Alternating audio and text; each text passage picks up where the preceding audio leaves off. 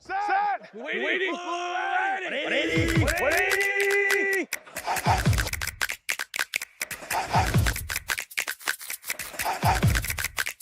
Set! The quarterback situation ain't right, then the whole offense is corrupt. Set! You can't sell no hope if you ain't got a quarterback. Set! Waiting. That's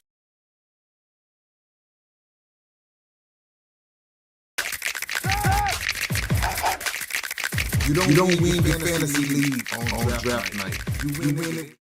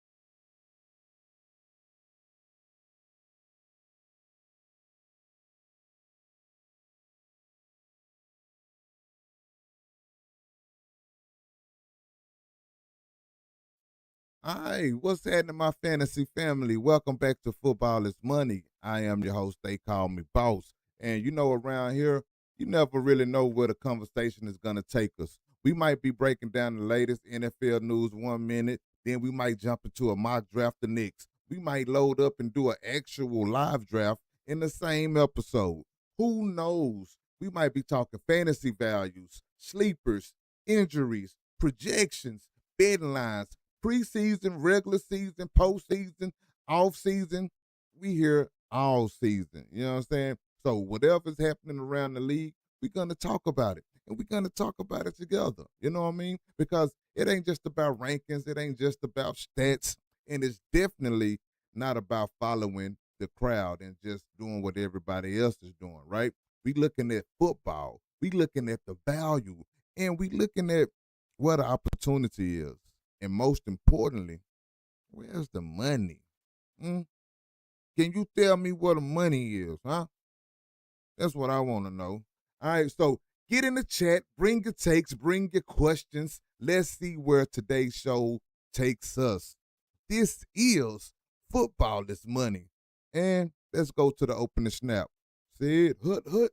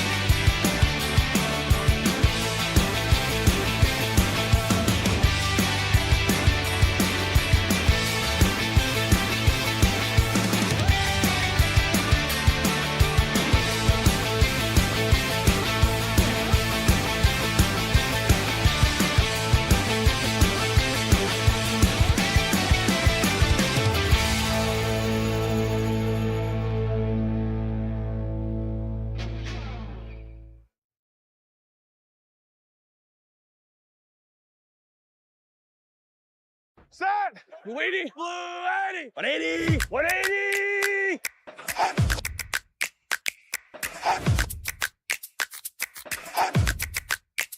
Set. If the quarterback situation ain't right, then the whole offense is corrupt. Set. You can't sell me hope if you ain't got a quarterback. Set. 180. 180. 180. That fantasy pick might look good on paper, but what's his role? Set. You don't win your fantasy league on draft night. You win it with everything you do before and after. Welcome to Football is Money, where every snap has a price. Every decision has value. And every Sunday, somebody gets paid. Let's get it! Football is money! That's the mission. Fantasy betting every division. Every touchdown, every decision. We don't chase hype, we chase precision. Football is money. We cashing out, breaking every matchup, no doubt. If it makes dollars, then it makes sense. Welcome to Football is Money. Monday film, Friday picks, Sunday tickets, watch them hit. Fantasy lineups, betting slips, power rankings, championships, quarterbacks, pocket clean, read defenses, know what they mean. No hot takes, no guessing games. We bring numbers, we bring names. Football is money. That's the movement. Every episode, constant improvement. In NFL, college too. If football matters, we're talking to you. Cowboys Corner, cash in the end zone, fantasy life, coach mode, QB power, draft grades every week, new plays. We don't follow, we evaluate, find the value, separate, because Vegas sets the line. Football is money, reads between the signs. Football is money. Louder now, turn it up. Hear the crowd. Every season, every play. Football is money every day. This is Football is Money. Real football, real talk, real money. Let's eat. All right, what's happening, my fantasy family? All right, family, we got some stuff moving around the NFL. We got some stars getting healthy. Somebody just became the highest paid corner in football. Cleveland still can't figure out who his quarterback is going to be. Injuries are starting to pile up right in the middle of fantasy draft season. And preseason week 2 gave us a much better look at some of these roster battles. Then we're going to close it out with the Cowboys Corner for the first segment of this show. Because after what I saw from Joe Milton against Arizona, I might have changed my mind on the QB2 position and the Big D. All right, so let's start with the 49ers getting healthy at the right time. George Kittle, CMC. So the Niners, they finally got some good injury news, and it's not somebody being hurt, right? Kittle, he's officially being activated from the PUP list. That's the physically unable to perform list. This is the biggest step he's taken since tearing his right Achilles in January, right? He's been targeting a possible week 1 return against the Rams in Australia. What can I tell you? All right. Activation, that don't mean that he's automatically going to play week 1. But had San Francisco kept him on the PUP list, then he would have automatically been out for at least 4 weeks. So with him being off the PUP list, the door is officially open for Kittle. You know, he returned back to practice Sunday in full pads for individual work. Not too much work, not any work with the team. CMC is back too. He practiced Sunday for the first time since August. He was just out a couple of weeks. He did a little individual work, and then he got some team reps in as well. He was only sitting out, CMC was only sitting out because of something, I guess the 49ers, they called it a tightness, a soreness, but really it was just them trying to manage his workload, trying to ramp him up, cool him down and get him ramped back up before the season kick off. So, it's just about trying to manage an older running back and make sure that he isn't out there getting a lot of wear and tear on his body before the season even kicks off. But this is good news, but again, don't confuse back at practice with 100% ready for 17 games, right? Kittle is coming back from Achilles, and CMC is 30 years old, and San Francisco is clearly managing how much work they're going to put on him. So the upside haven't changed, I don't think, for CMC, but when we are drafting these guys, health risk has to be a part of the price. Uh, I don't. I kind of been off CMC for the last couple of years. I know last year he proved me wrong, but I'm willing to take that. You know what I'm saying? I'll let somebody else draft him in the first round. I'm gonna stay away from that. So I guess the bigger question you want to know is, does Kittle being activated change where I'm willing to draft him? And I was never really willing to draft him too high anyway. But if he's there later in the draft, toward the end of the draft, for sure, I'm gonna pick up Kittle, because that's a different, completely fantasy conversation. But it is a conversation that needs to be had. But right now, we got George Kittle, we got CMC back in practice, baby. Let's go. Let's go. Let's go. All right. We got Devon Witherspoon just reset the cornerback market. So the Seahawks, they just locked him up 4 years, $132 million. $132 million. So there's $33 million a year for a cornerback. He got about 101, little over 100 million guaranteed, and that made him the highest paid cornerback in the NFL by average annual salary. All right. So, and obviously that was when the deal was done. Maybe somebody come behind him and get more. I don't know. But so this isn't Seattle paying somebody off of potential anymore. He made the Pro Bowl each of his first 3 seasons. And the Coach Mike McDonald, he called Witherspoon part of the engine. He's the engine of the defense, and he essentially described him as a spark plug. I don't know, spark plug, engine. I get it, but all right, whatever. The bigger picture, though, Seattle just won a Super Bowl, and now look at what they doing. They already paid JSN. Now they locked up Witherspoon as well. So I think that's how you try to keep a championship window open, making sure you take care of the guys that help you get to that point. You identify the young players who became the foundation of that team, and you keep them, right? Some other teams can learn from that right there. I mean, but you keep them if you believe in them. Gotta believe in them. So is $33 million a year too much for a corner?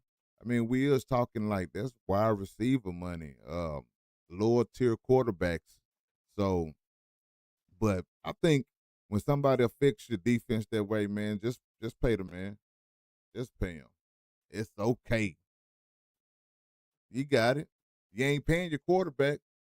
So, you know what I'm saying? Maybe Seattle be one of those teams that try to just stream quarterbacks.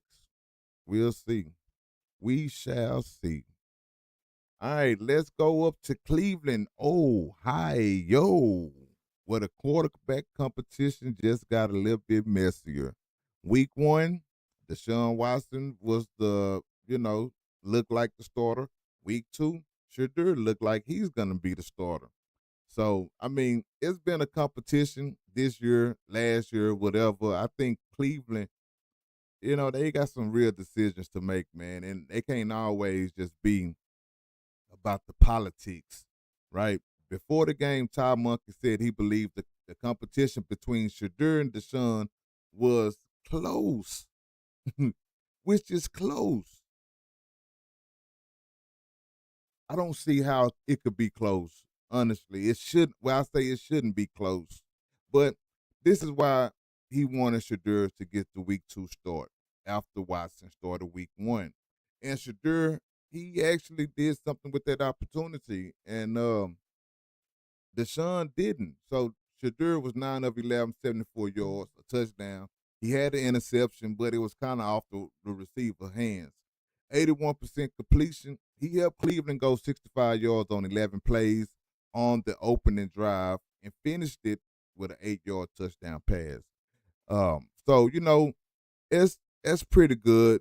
I think that's pretty good. His interception came later in that same half. Like I said, tip drill. Deshaun Watson, 5 for 12, 35 yards, 0 touchdowns, and an interception that he threw to the defender. All right. So Watson played 4 second half drives, 4 of them. And the Cleveland offense didn't score while he was in the game. And when you talking about you being my starter, I don't care if it's preseason, even if it is preseason, this even more of a reason that you should be able to go out there and put points on the board, move the ball, move the chains, give your team some sort of confidence. But Deshaun did none of that. None of it. And, they still going to start him. I know they saying it's a quarterback competition.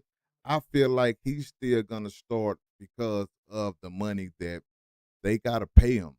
And they can't justify sitting a guy who they paid $230 million guaranteed dollars to be sitting on the bench, backing up a 5th round pick. It ain't going to work. But at the same time, coach, you got to put in the best player that's going to help your team win. Let the organization deal with the optics of how it looks. You know what I'm saying? Y'all here to win ball games. And because of Watson poor play, he heard boos from the Browns fans once again. So this ain't simply who played better. You've got performance, you got fan pressure, you got Watson contract, you got the organizational investment, Shadur development, and a new coaching staff trying to win these games. So, is Shadur Sanders actually going to take this spot, take this job?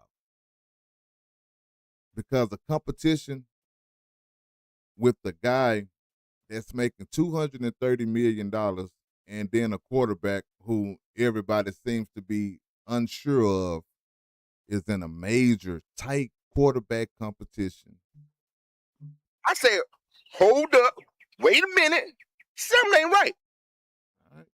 So, because if this thing is truly an open competition, I don't know how you watch what we've seen and just automatically hand it to Watson unless it's all about the money, right? And you got to remember, Cleveland got like 4 quarterbacks in their room.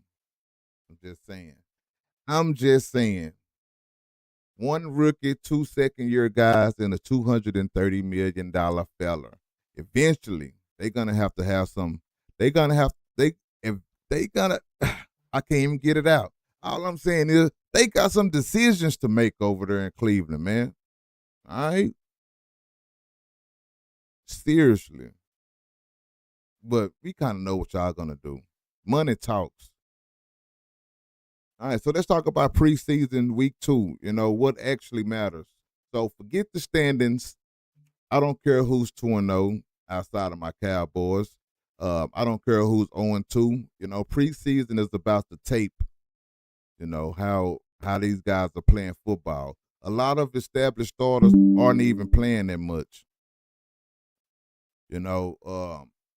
And some ain't playing. Period. So for the stars, I'm not putting much stock into these final scores.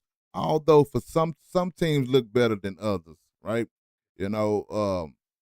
But for the people that's not stars, the player that's not gonna, this is their season. The league rosters cut down for the roster is gonna come on the 30th, I believe, and that's when they got to come up with their final 52-man roster, man. So that means these games are about QB2, QB3, RB3, your fourth and fifth, sixth receivers, backup offensive linemen, rotational defensive players, special teams, undrafted rookies, uh, and some veterans that's trying to hang on. Young players trying to prove that they belong. Players that's playing, like trying to put their resume together, the tape together to present to another team. Because a lot of these guys might be playing on another team when week one comes. And here's something people forget: like, you don't have to make this team for this for these games to matter. Like, you don't have to make the team that you're playing on. You're auditioning for 31 other NFL teams. A receiver might get cut from Arizona, and another team watches their tape and says, you know what, go on, bring him over here. I got a little use for him. A backup lineman might not survive Final Cuts where he is currently at, but somebody else needs depth, right? Quarterback might lose the QB2 competition, but proves he belongs somewhere else. And some QB2s just, can't be the QB1 on their team, but potentially can be the starting quarterback on another team, right? So that's why these football game matters. So week 2 of the preseason were entirely built around those decisions. The Cowboys quarterback QB2 battle. To make that clear, we're not in the quarterback, none of that drama. But the Browns QB1 battle, the Cardinals final receiver spots, the Giants wide receiver bubble, the Saints backup QB receivers, the Rams backup QB, and the Bears offensive lineman, the Ravens center. That's what we're actually watching, right? So, don't really tell me who won a preseason game. Tell me who won a job. Tell me who got a roster spot. Because that's the only thing that matters right now. But the Cowboys did look good, though. You know what I'm saying? I just got to keep saying that. I'm a true Cowboy, my boy. Yes, sir. All right, so let's talk about Harrison Buckner's 69-yard field goal. All right, he hit a 69er against Tampa Bay. 69. I think the record was 68. I think it was 68 by Cam Little in the actual season game. But this wasn't practice. It wasn't stuff. It wasn't no it wasn't no drills or nothing. This was the NFL preseason game, right? And that brings up a bigger question: are we entering the 70-yard field goal era? These kickers, they legs are getting ridiculous. We used to look at 50s like that was the bomb, you know what I'm saying? Then 55, then 60. Now we looking at 67, 68, 69. Somebody gonna hit a 70-yarder this year. Somebody gonna hit a 70-yarder. Because that 69-yard field goal was like, I think he probably had another yard or two on there. You know what I'm saying? Somebody gonna break that record. So if your fantasy league rewards give you bonuses for like 50-yard field goals, 5.66 point stuff like that, I know the Football is Money League do, then you cannot ignore the kicker value. All right? Especially when you have one of those guys with that type of leg. That's easy money. Quick hit, move on. All right? Last thing before we get out of here is the injury bug is here. It's here, and it's coming for everybody. Nobody's safe. Nobody's safe. All right? And this is where fantasy managers really need to pay attention, because we knew it was coming. You got training camp. You got joint practices. You got preseason games. You got guys really out here trying to make the team, right? And guys, they ramping up. Like, we almost here. It's almost kickoff time, right? And we weeks away from real football and somebody get hurt. And now we're seeing it. Fantasy injuries everywhere. If you already drafted like me in some of our leagues, then you already having to deal with guys like Jaden Higgins, the receiver for the Texans, towards ACL, gone for the year, ain't played a snap, practicing with the Raiders. Joint practice his season finito, right? So Houston placed him on the injury reserve. That's it. Fantasy impact. Those targets got to go somewhere, but to who? To Jalen Noel, he got hurt as well, right? What they say, broken finger. Oh, come on, bro. This is the one we needed to clear up. This is the one we need to clear up because, a lot of people felt like some of those targets was going to go to Jalen, but now he's going to be out as well. So, where do the targets go? The Texans, they identified all these injuries during these training camps, during these joint practices for these guys to be out for the season, to be out a few weeks, right? Right. It's tough. It's tough, especially when you got high expectations, you know, because everybody was looking for Houston to win this division. And we all know how Nico Collins is injury prone as well. So now the question becomes, can he stay on the field? And can some of these younger receivers step up and help out this young, struggling quarterback that Houston have in C.J. Stroud? So now things get interesting, right? We got Jaden Higgins. He gone. Houston just signed Sterling Shepard and Zay Jones after the Higgins injury. So, will some of them guys have some opportunities? We'll see. They also got Xavier Hutchinson. So, but you got to monitor this receiver room and just kind of see what happens with this team. We also got Jordan Tyson. We talked about him last week. He's still going to be out for those, I want to say, 5 weeks, something like that. His target's going to go to Chris Olave and the rest of the guys there. But one thing we do have to catch up on, there wasn't, talked about last week, Alvin Kamara. Grade 2 MCL sprain, expected to miss 4 to 6 weeks. So that's at least a month of football. And I think I was talking to somebody and they was thinking that Kamara was going to get 50% of the touches. And even though I didn't believe it, but it had me thinking, could Travis Achan actually get some of his touches taken away from Kamara?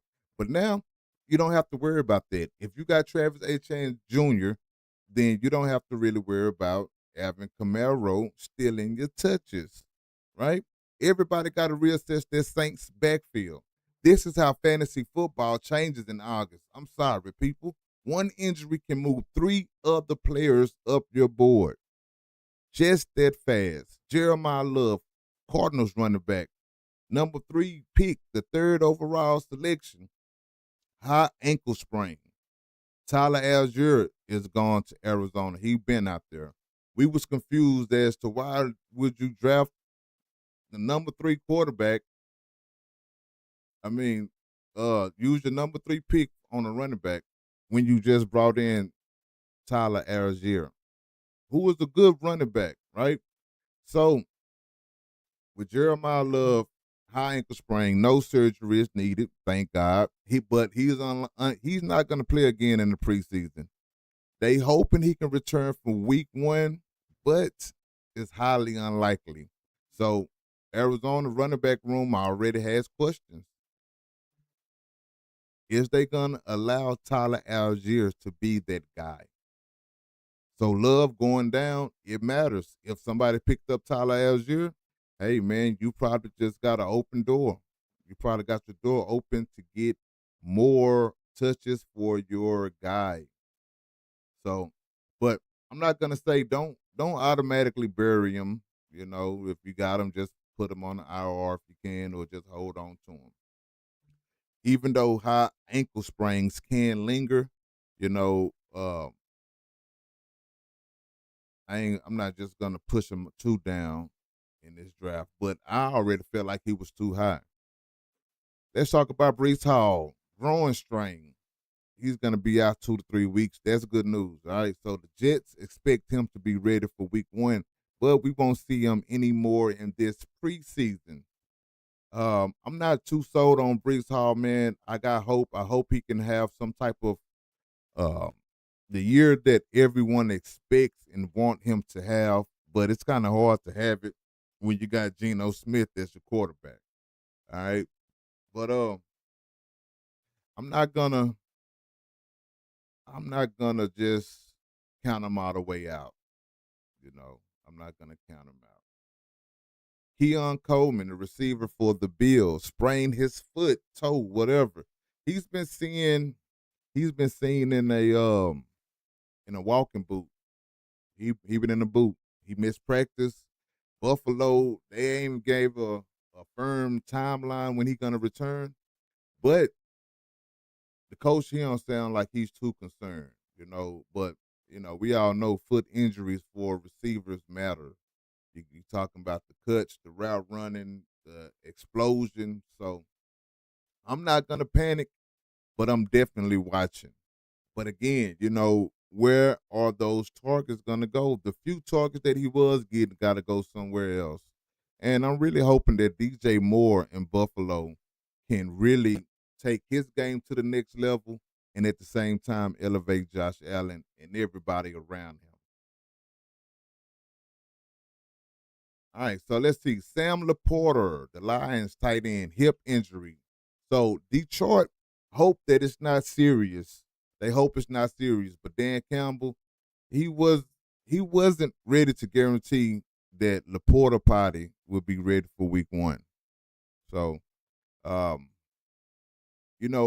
Laporta, he's been drafted as the starting tight end. So, I mean, it matters for all my managers. But again, I would target another tight end before grabbing Laporta anyway.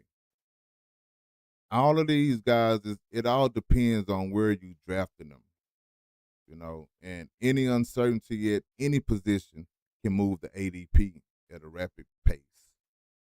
All right, so here's one a lot of us don't want to see. We got Tyler Warren, the Colts tight end. He got a groin injury as well. Um, he didn't play this week 2, because of this injury. No major long-term diagnoses have been announced. So just monitor it. Don't panic. Don't panic. Cal Manon guy, hyperextended knee. I know it was a close call for him. It was a very close call. And it's the same thing with the Chicago backfield. A lot of people got DeAndre Swift as the number 1. Some people got Cal Manon guy. Me personally, I think Cal Manon guy gonna emerge as the number 1 running back if he can stay healthy, right? But with this injury, maybe they lighten his workload a little bit, and now DeAndre Swift early in the season get a few more touches. So, the big fantasy conversation is like, this is why drafting early is risky, and I'm dealing with that myself, right? You draft early because maybe you have multiple leagues, everybody have different schedules, and sometimes you need just to get these drafts knocked out. You know what I'm saying? I understand it. But when you draft early, you're accepting another 2, 3, sometimes 4 weeks where something can go wrong for your guys before Week 1 arrives. And that's the scary part. But here's the other side. It ain't just happening to you. It's happening to everyone. It's not like, well, my player got hurt, so I'm screwed. Everybody in your league drafted under the same conditions. Somebody else player can be hurt tomorrow. That's football. That's fantasy. All right. So the move is Don't just ask, who did I lose? You know, those are shallow questions. You got to ask, where did those opportunities go? And that's where you can probably find your best value. If you can see where those targets is going to go and is it going to be beneficial to your team. Jaden Higgins goes down. Who gets those targets? Jordan Tyson goes down. Who moves up? Somebody got to. It's not just going to be an empty spot. Camaro goes down. Who get those touches? That's where fantasy managers can turn bad news into opportunities. Injury creates opportunity. All right? Keep that in mind. So we're going to take a quick break.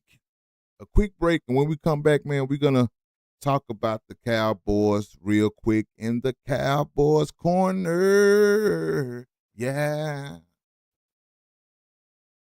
This is Football is Money. We'll be back. You want more from Football is Money? Well, become one of our Football is Money Plus members and gain access to the Draft Dominator, to the Betting Assistant, to live draft tools, weekly picks, early content, and everything else that we have going on at Football is Money. And at the same time, you get to help this show become more and grow every day. So go to footballismoney.com and become one of our Plus members and join the fantasy family. Football is money. That's the mission. Oh, man, Joe Milton just changed my mind. Again, when he first came in, I liked Joe Milton. Then you kind of see his accuracy was off. He got a powerful arm, but sometimes it's too powerful, right? But he just changed my mind. Last week after Seattle, I was leaning towards Sam Howell. I like how he navigated the offense. I like how he solved the defense. He made some great passes, led us on a couple of scoring drives. And, I was like, hey, Sam Howell probably just came in and took the quarterback 2 spot from Joe Milton just that quick. But honestly, both quarterbacks played pretty well. Howell went 8 of 12, 92 yards, 1 touchdown. Milton with 12 of 15, 107 yards and a touchdown. And Brian Schottenheimer said both quarterbacks functioned outstanding, right? So I came out of that game leaning with Sam Howell. Then Arizona came. Arizona happened. Joe Milton started. He went out 9 of 13, 179 yards, 2 passing touchdowns, 1 rushing touchdown, 0 interceptions, 151 passer rating. Dallas was up 24-6 at halftime. All right. Cowboys won the game 34-13 and moved to 2-0 this preseason. Sam Howell, he played the second half. 70% completion, 65 yards, 0 touchdowns, 1 interception, 47 passer rating. And that interception came in the red zone at a terrible, terrible time. But here's what changed for me, right? And why it changed. So Joe Milton's problem wasn't the arm. We always known that he had a cannon.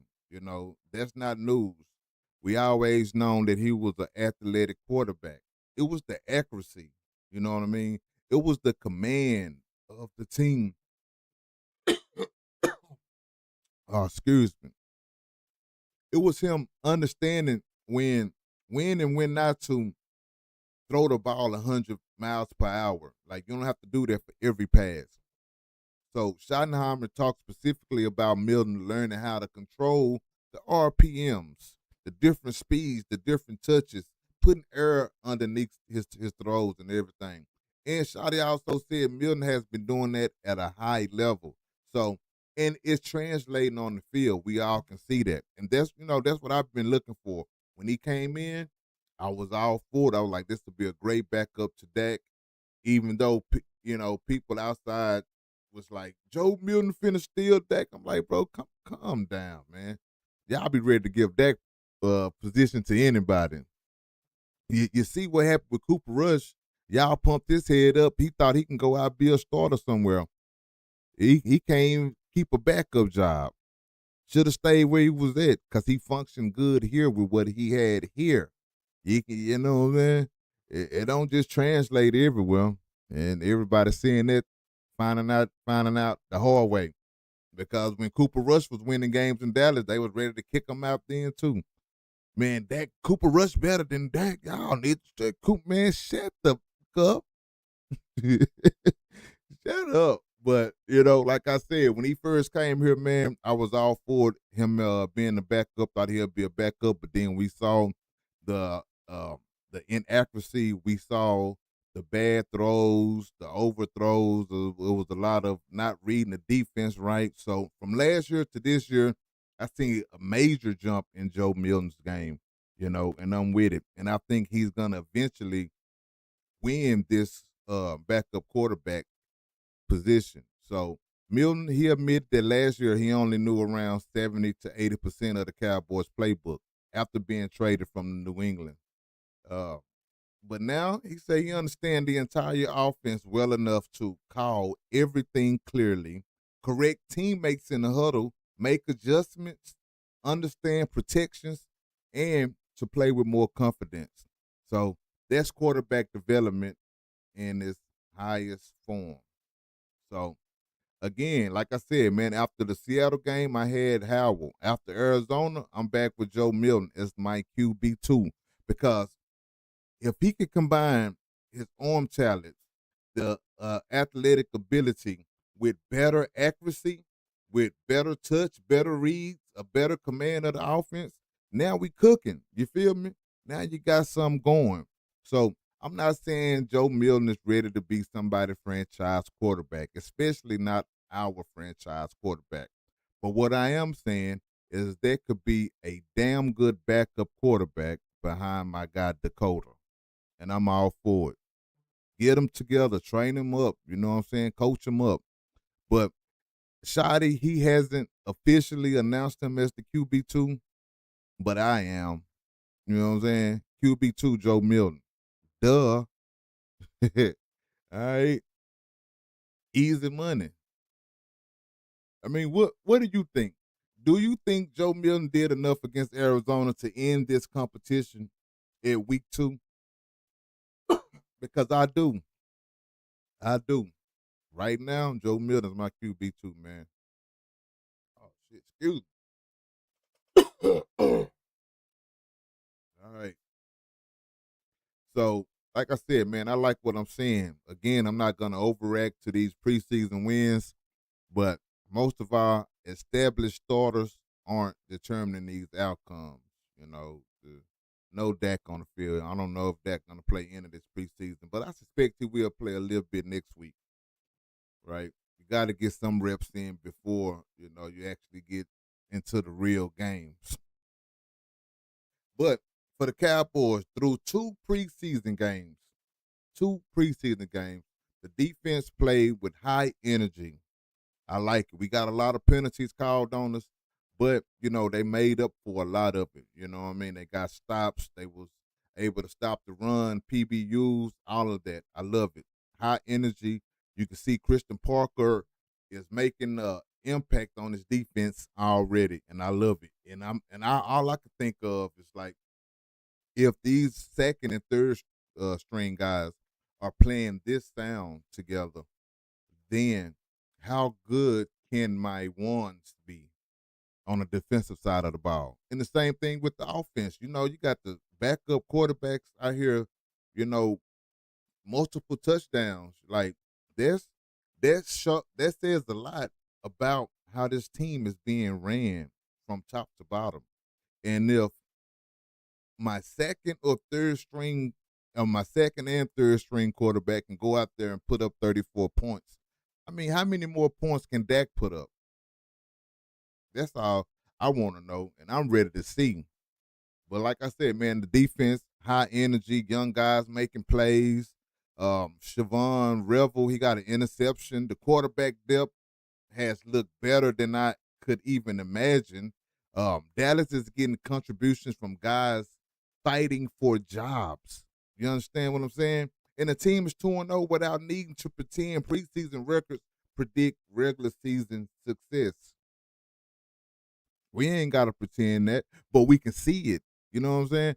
And I got high expectations for this team, just like everybody else do. Just like everybody else do. But, my Cowboys, they showed me everything that I want to see. Development, depth, competition. The real Cowboys still have a lot to prove once week 1 get here. But right now, I love it. I love it, baby. All right, so that's where we're at around the league right now. The 49ers are getting healthy. Witherspoon got paid. Cleveland's still trying to figure out who they're going to play at quarterback. Guys fighting for their football lives in preseason, man. Injuries are already changing fantasy draft, and Joe Milton might have just taken control of the Cowboys quarterback 2 job, QB 2 job. So that's your news, trades, trending topics, straight from the Football is Money news site page on the site. All right. So now let's get into our main event, man. Let's see what we're gonna do. What shall we do? But whatever we do, we all know that this is football is money. Football is money. We cashing out. Yeah. All right, we're gonna take a quick second, man, to go over the new and improved footballismoney.com website. I just wanted to walk through some of the new features with y'all, man, so y'all can check it out. So first thing first, you see this very short fella up there on the screen. All right, we're going to go ahead and go past all that. This is the home page. This is where you can sign up for Football is Money Plus, sign up for Bovada, get your bonus money and all of that. This is the new merch line, right? So we just got a few things on there. We got some for the kids, some for the gals, some for the guys. You got your hoodies. You want a coffee mug or whatever. Professional polo tees. League champion hats and things and stuff like that. Now we are gonna be adding things to the site pretty regular, on the regular and everything. So if you guys got something in mind, feel free to chime in and let me know. We always updating the store, the site. We working on it all the time, man. So make sure you stay tapped in with it because it could change just like that, right? Because we always working on it. And let me see. We got the podcast on here. Sign up everywhere you can listen to our podcast, because we are on, in audio form as well. You want to listen on the go, whatnot. And also for my people that's on the podcast, that's been listening on the podcast since the beginning, I don't know if you have transitioned into the YouTube, but you're missing a lot of great content if you only listening to the podcast on an audio version. All right. So make sure you go ahead and hop on YouTube as well, man, to tune in. And sponsor with Football is Money, right? This is something that we're working on for future purposes, but if you guys are interested, there go the information all on the website, right? And that's the homepage. We kind of try to make sure we put everything there. So what else is new? We have the Fantasy League Center, right? So we have 4 Football is Money leagues that's going to be here. One of them drafting. Well, by the time you see this, we should be right in the middle of our draft. And that's the film room, Football is Money room, the film room. Well, no, it's not. That's the Football is Money Fantasy League. Film room gonna be the last one that we draft in. We still need a couple of more people in there. But and then we got a league that we joined. So here's the draft dominator.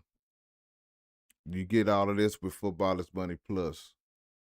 Football is Money Plus gonna give you access to the Draft Dominator, and in here you can get your pre-draft game plan, live draft command center, post-draft analysis. It's pretty cool, and we still tweaking everything, man. We want to make it better. Everything we want to make it better. Okay, so let's go to the betting center. This is where we're gonna have our 4 pick of the week, right? This is a little 4 pick that we came up with for week 1. All right. So check it out. We gotta evaluate, verify, price, rank it, and that's that. So every week we're gonna have this up here. Again, Football is Money Plus members will have access to this. Right now, everybody got access to it for the next 30 days, right? But after that, if you're not a Plus member, you lose access to it. We got Football is Money TV, new and improved, right? One of our latest shorts we did today, latest episodes. And, just everything that you guys already know about, just in a new format. And we got the newsroom. If you want to catch up on what's going on, footballismoney.com, man. We're trying to make sure we have everything here. We got the Football is Money Cowboy headquarters. You want to catch up on that? No, we do not have a headquarters for every team. All right. But, you can find that in the general NFL section. All right. Introducing something new. We got college knowledge, man, for all my college players and for my dynasty players who want to get a jump on next year and scouting and everything like that. We have what I like the Dynasty Watch. And, it just point out guys that you want to pay close attention to if you are in dynasty leagues that's going to be drafting rookies next year. This is something else that you're going to have Football is Money Plus to have access to this as well. All right. But right now, everybody got it for free. Shop Amazon. You can go on Amazon and shop like you normally would right here. It's just going through footballismoney.com. All right. So those are all of the new things, the new features that we have on footballismoney.com, man. And I want you guys to go check it out, be a part of it. Make sure you get some of that merch. Oh, yeah. The winner for the Dynasty League this year is going to get this league champion dog tag. Just the Dynasty League. But yeah, man, make sure you guys go check it out. Make sure you guys get some of the merch. Make sure you guys sign up to Football is Money Plus right here. $3 a month. Get you access to all of that. All right. So, hey man, let's get back to this draft though and see who's picking what. And even if we're not drafting, let's just get back to the show. Double use. Football is money. We cashing out. All right, my bros and broettes, guys and gals, it's mock time. All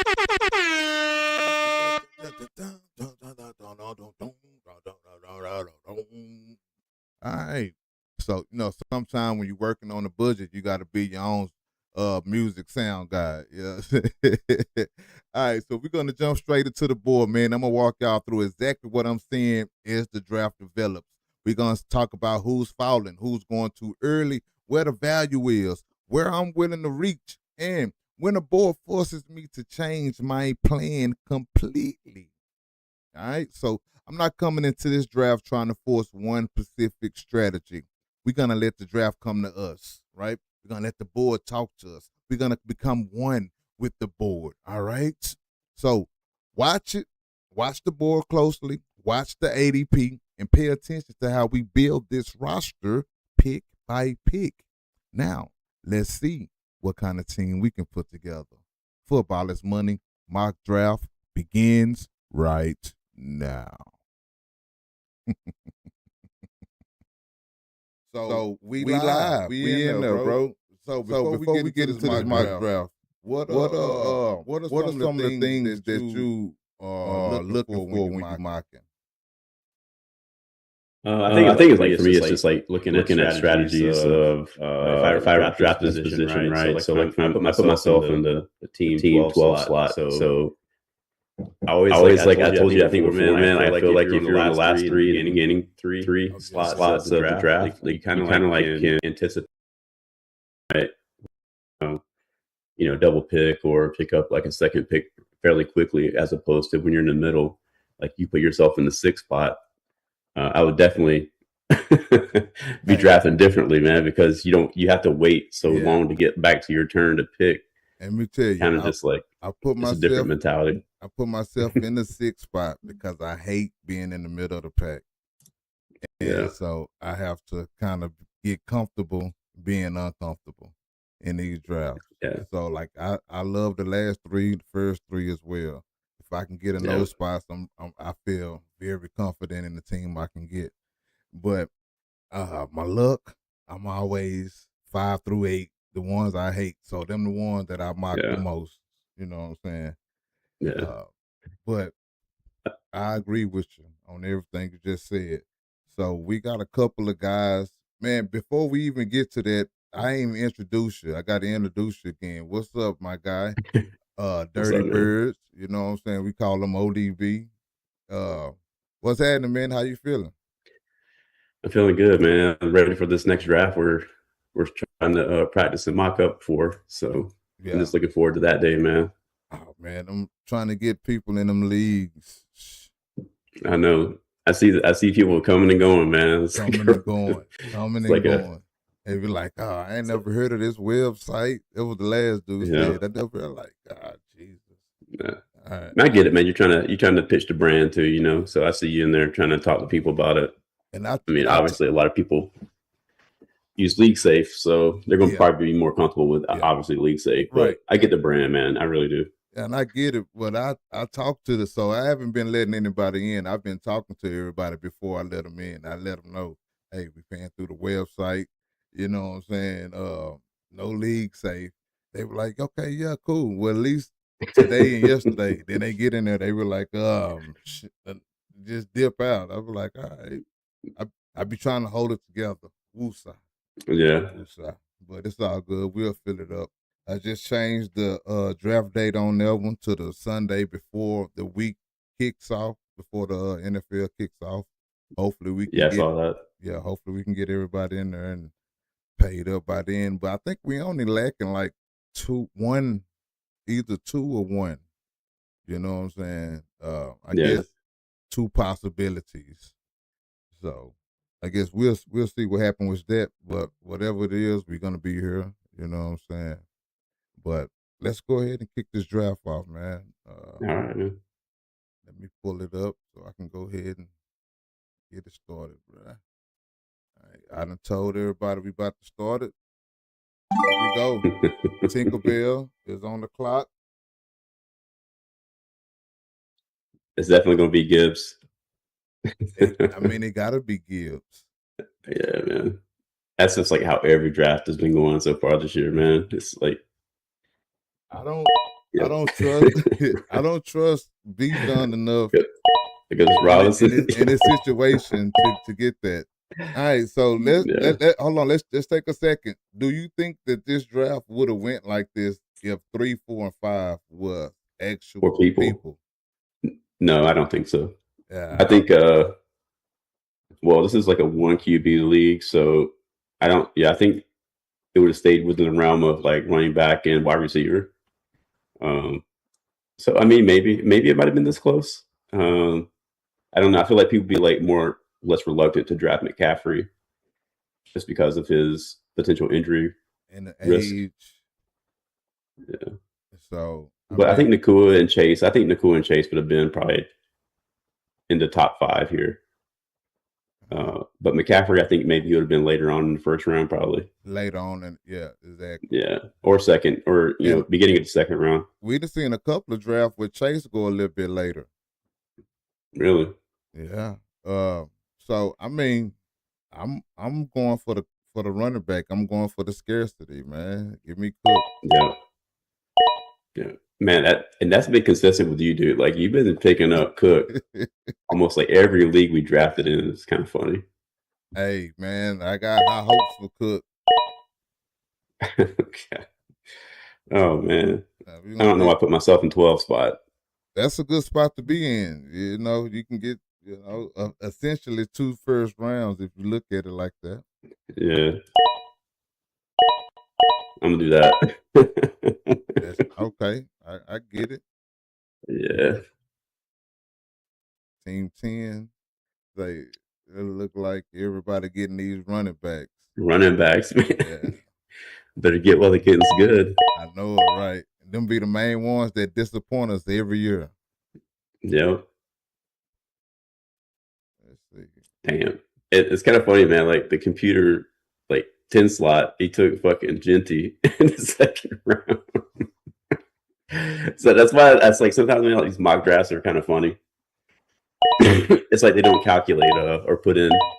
I'm still surprised I mean, I guess in a sense, because people been taking them in the first round. So is this injury the reason why they dropped them to the second? Maybe. That's what I also think there's like the human factor in it too, man, when you're choosing. And I think the bots, man, they They going by ADP. Yeah, 100%. Yeah, strictly. But a lot of people go by ADP. They don't like.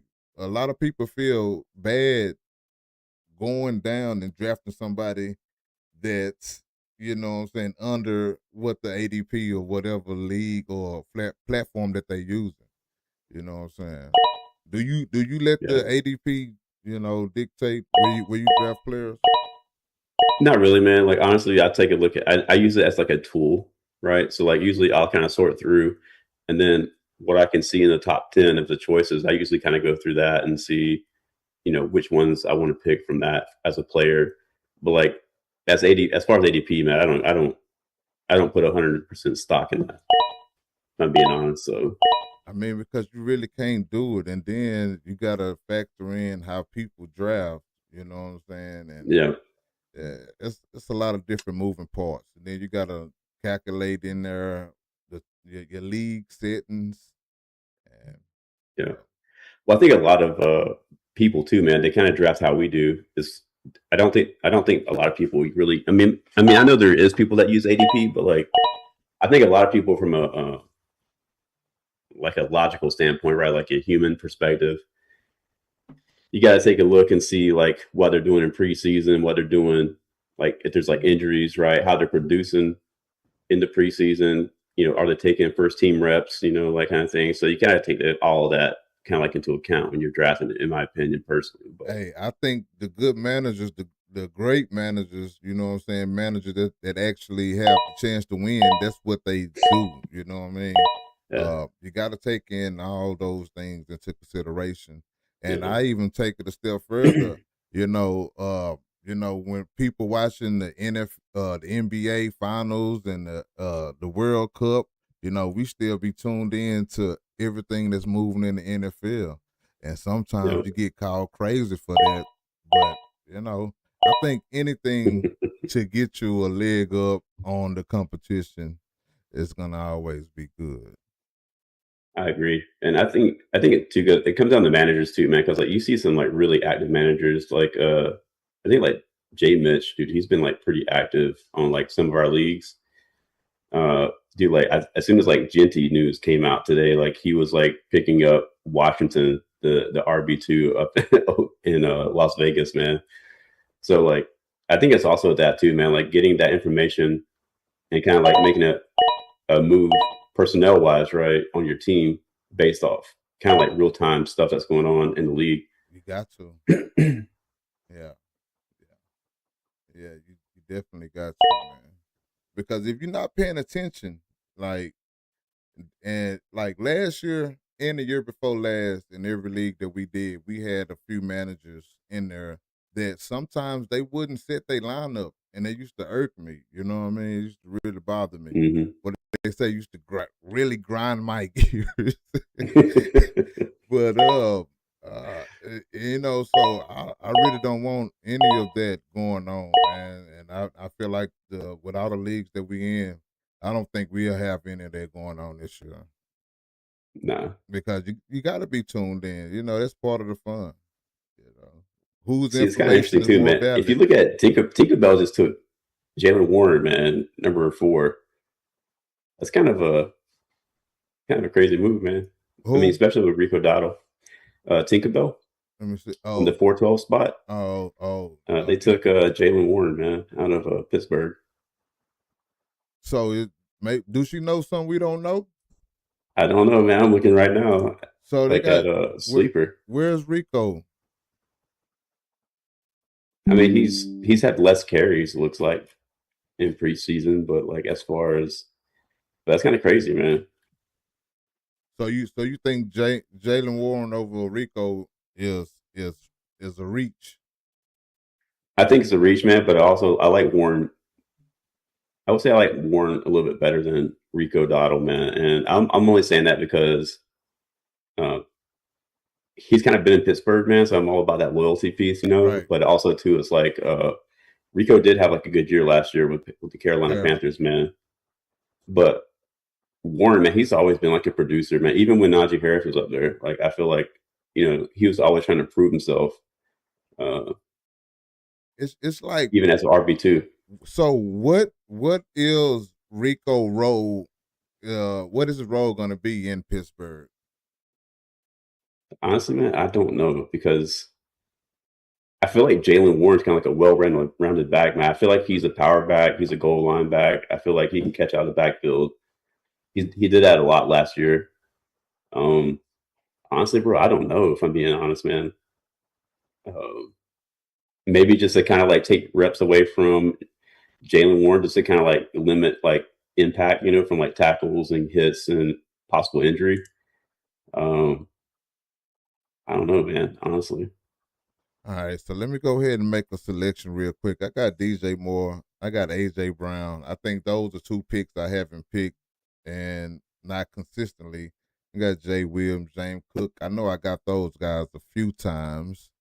Yeah. Normally what I would do right here is not what I'm going to do right here. So don't wig out. Nobody wigs out. David Montgomery is still here, and the news coming out of Houston I'm intrigued. Yeah, man. My guy Boo Scootin' Tootin', he's still there. But now I really want to see how long will anybody pass, how far would he drop? You know what I'm saying? So I'm gonna take Demo right here. Okay. And that's because I never really got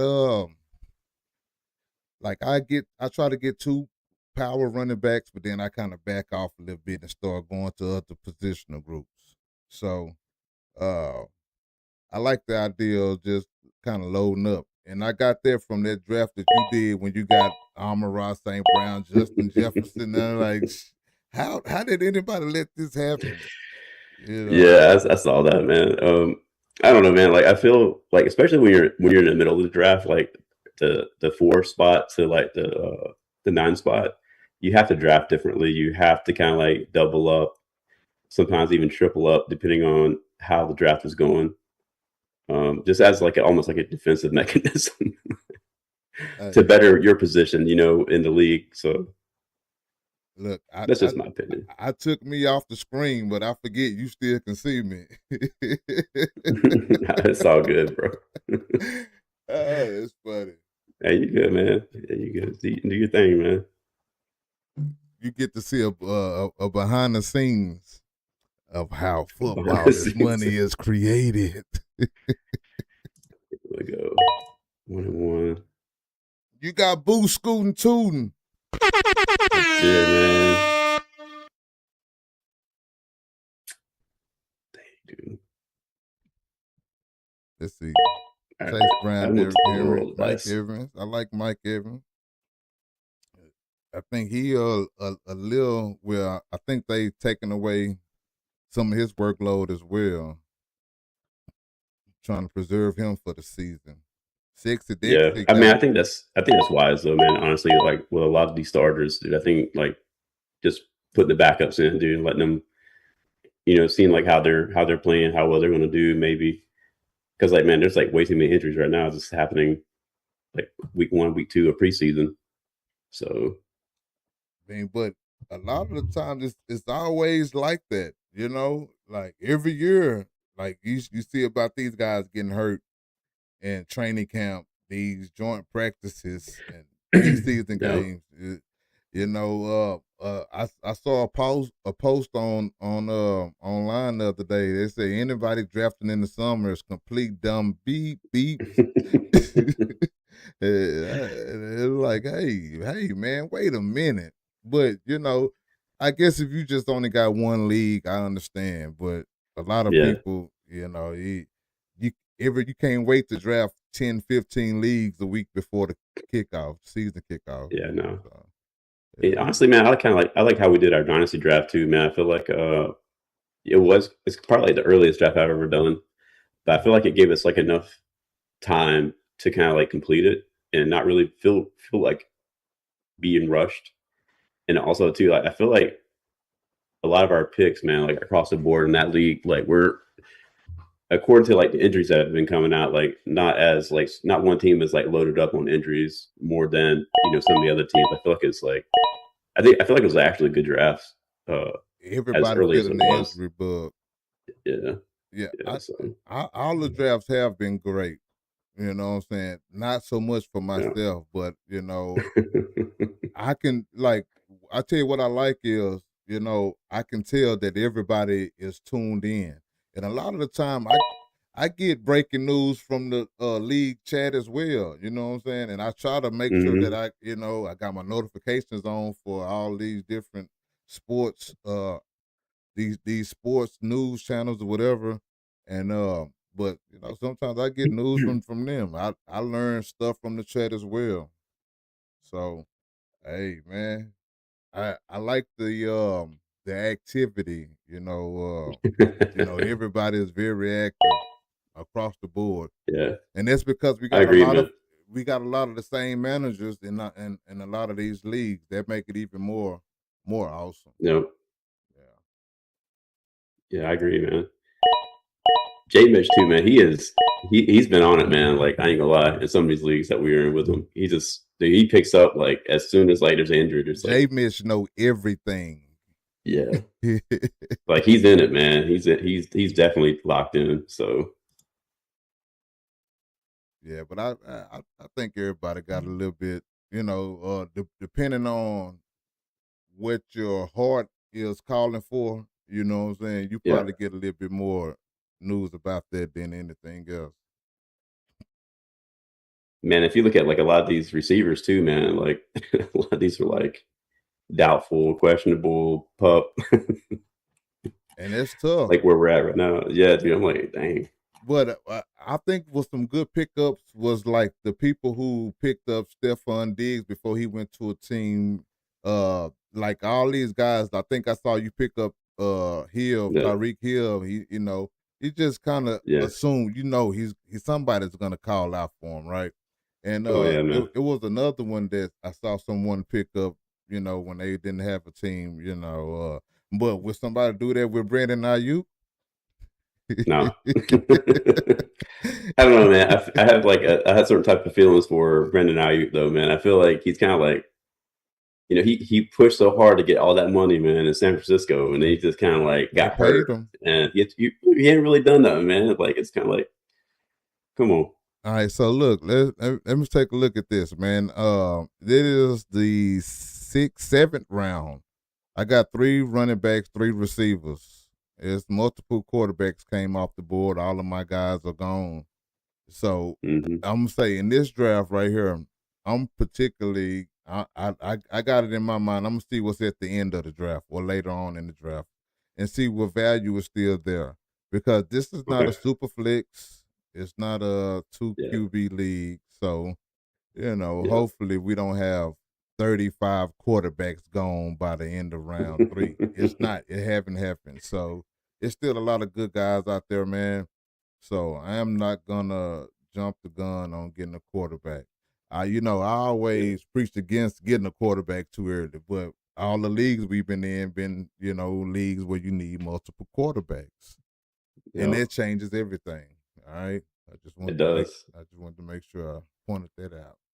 So we still got Jalen Hurts, Jaden Daniels, Caleb Williams, Justin Herbert, Jackson Dart, Matt Stat. I call him Matt Stat because his stats be crazy. All right. Trevor Lawrence. We got the baby go, Bo Nix, Brock Purdy, JG go off, Shake and Bake, J-Lo. I mean, Kyler Murray sent. All right, we'll stop at Kyler Murray. But we got Tyler Shuck. No, my bad. And that's probably the best value. I think that's probably the best value on the whole board if you want to wait a little bit later. But that's neither here nor there. So I just wanted to go over the quarterbacks real quick just to reassure myself that I ain't got to take one right now. There go Rico. I mean, I will say this, man. Like Dak Prescott, he went a lot earlier this draft.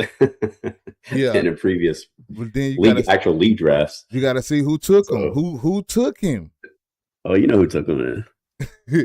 I know. You know who took him. His name says it all. It's 214. Yeah. You know what I'm saying? So I can't even really take that into real. It ain't authentic information. I say that much. You know what I'm saying? But I be wanting to see how. I still feel like me personally, man. I got Dak, fantasy quarterback. I think he finished number 5 last year, which I don't understand how he did that when they was the number 2 overall offense. But I got him as the number. I think I got Dak at number 3 fantasy quarterback for this year, and I think he can go higher than that. But you still got Josh Allen and Lamar Jackson coming off as the 1-2. Joe Burrow. Yeah. So this is where it really threw me for a loop. Drake May before Dak, but I get it. I understand the thinking of it and everything, but Drake May ain't got 2 dogs. You know what I'm saying? He ain't got 2 dogs. The Cowboys. I don't even know who.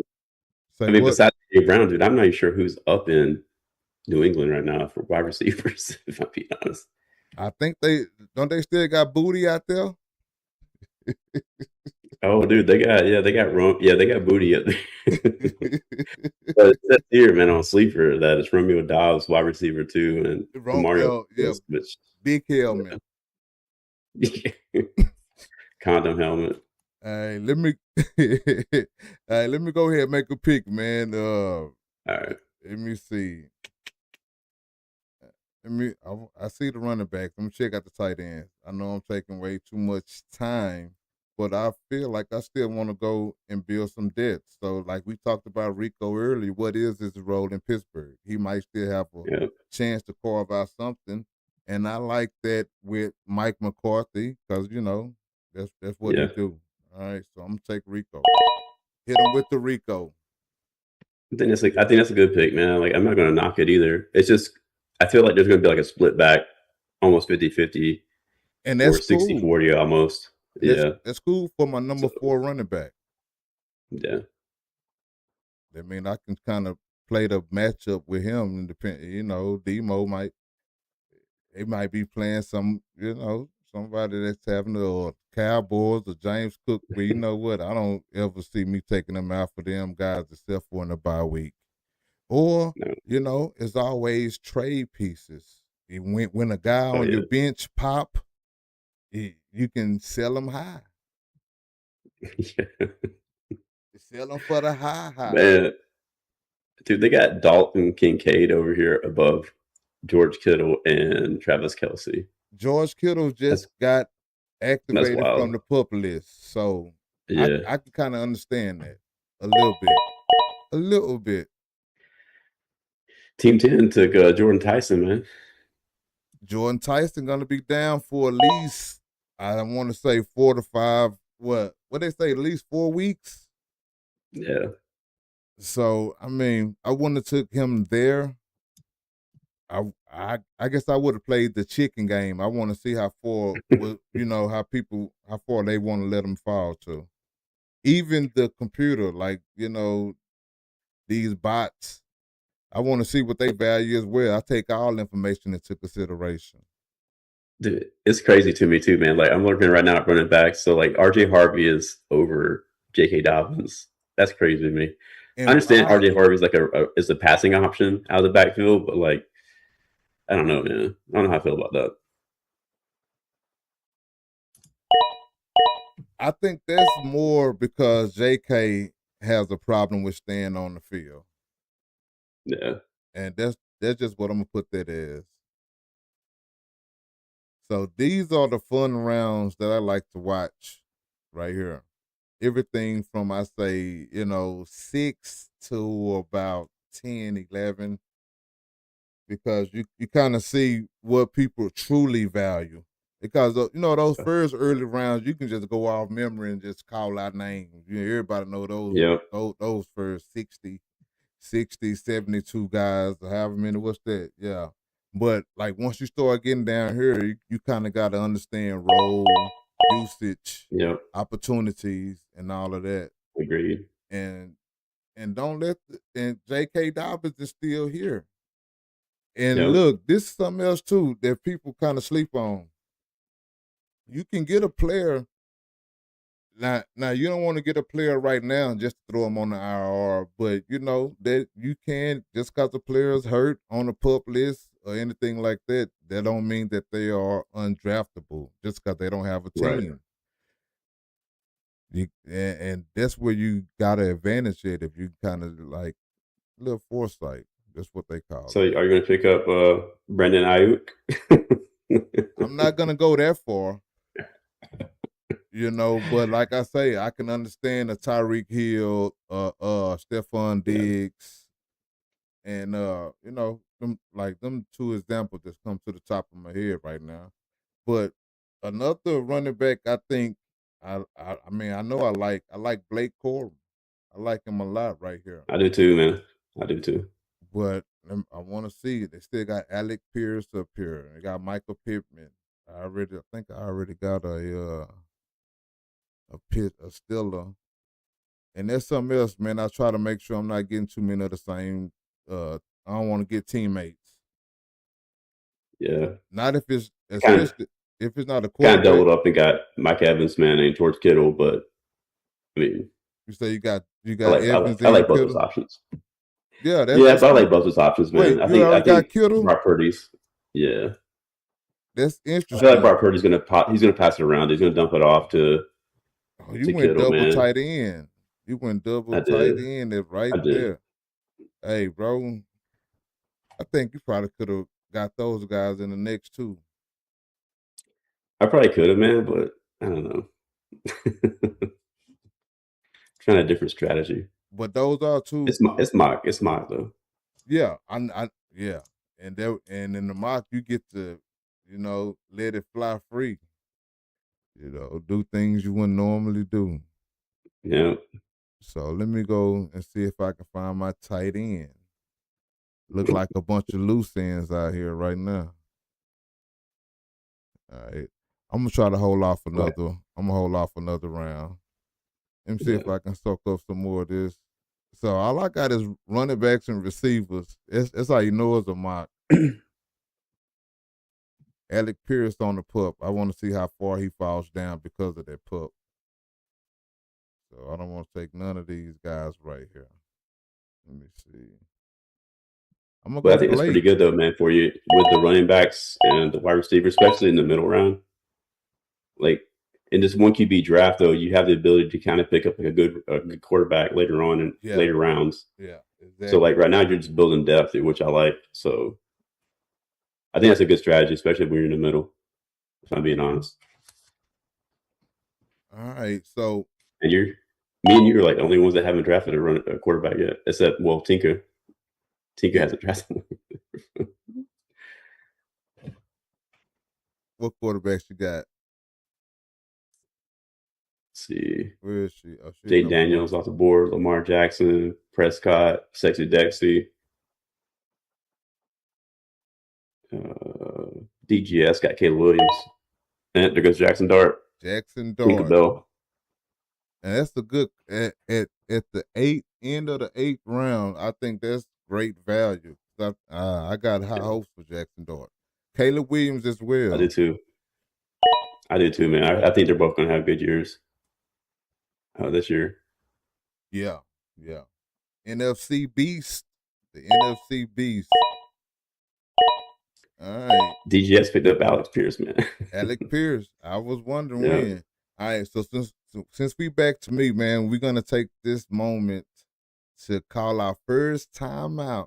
All right. We're going to call a timeout and we'll be right back. Hey, this is Football is Money, baby. Football is money. We cashing out now.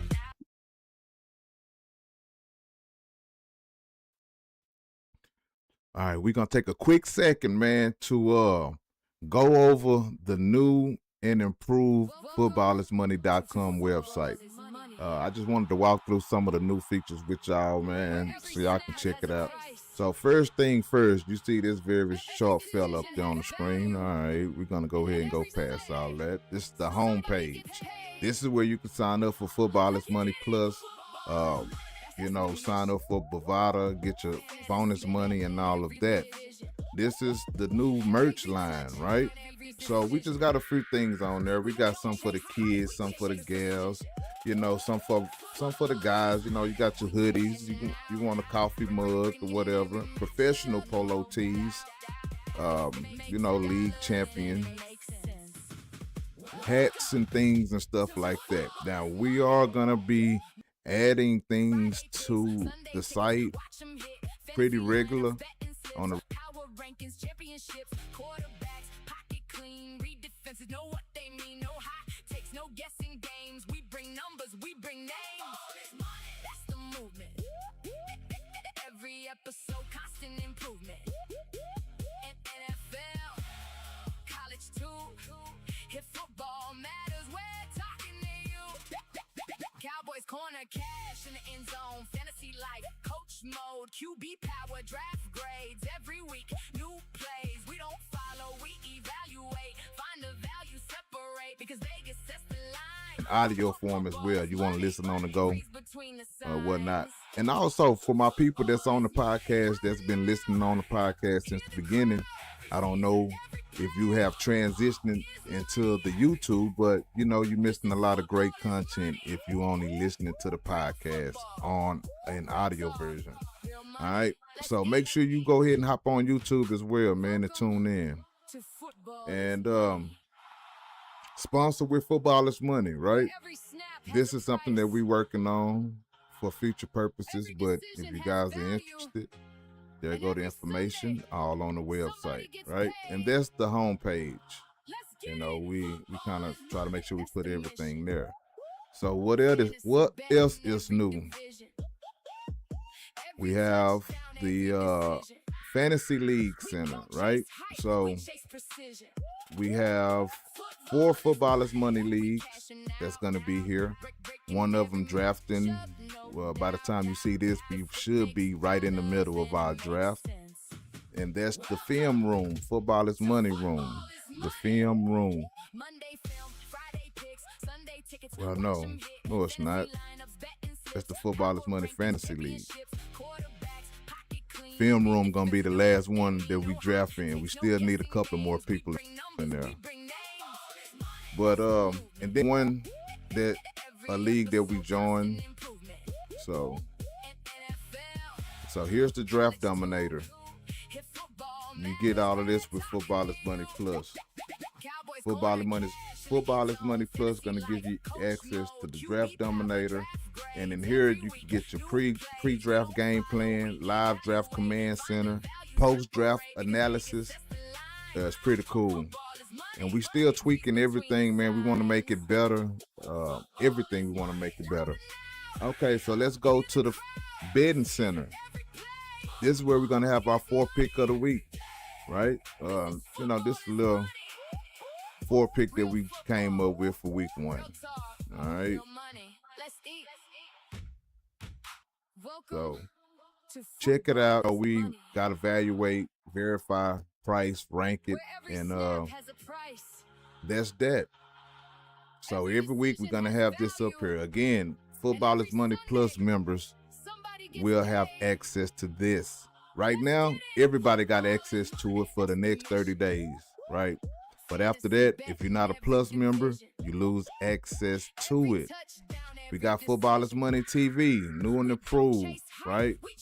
One of our latest shorts we did today, latest episodes. And, you know, just everything that you guys already know about, just in a new format. And we got the newsroom. If you want to catch up on what's going on, footballismoney.com, man. We're trying to make sure we have everything here. We got the Football is Money Cowboy headquarters. You want to catch up on that? No, we do not have a headquarters for every team. All right, but you know, you can find that in the general NFL section. All right.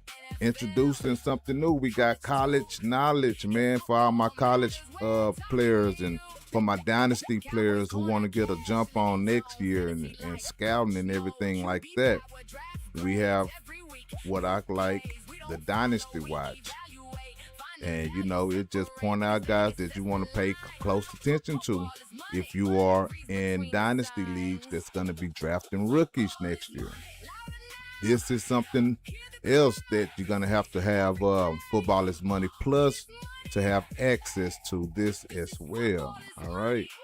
But right now, everybody got it for free. Shop Amazon.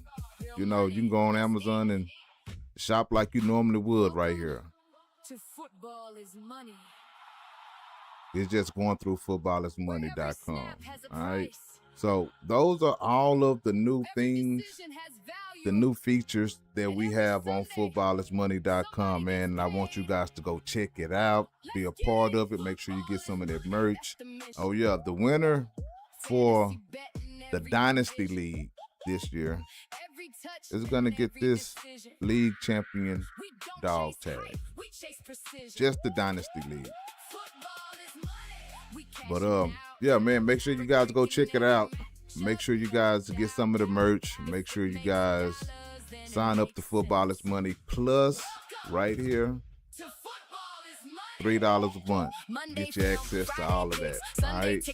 So, hey, man, let's get back to this draft, though, and see who's picking what. And even if we're not drafting, let's just get back to the show. W. Every episode, constant improvement.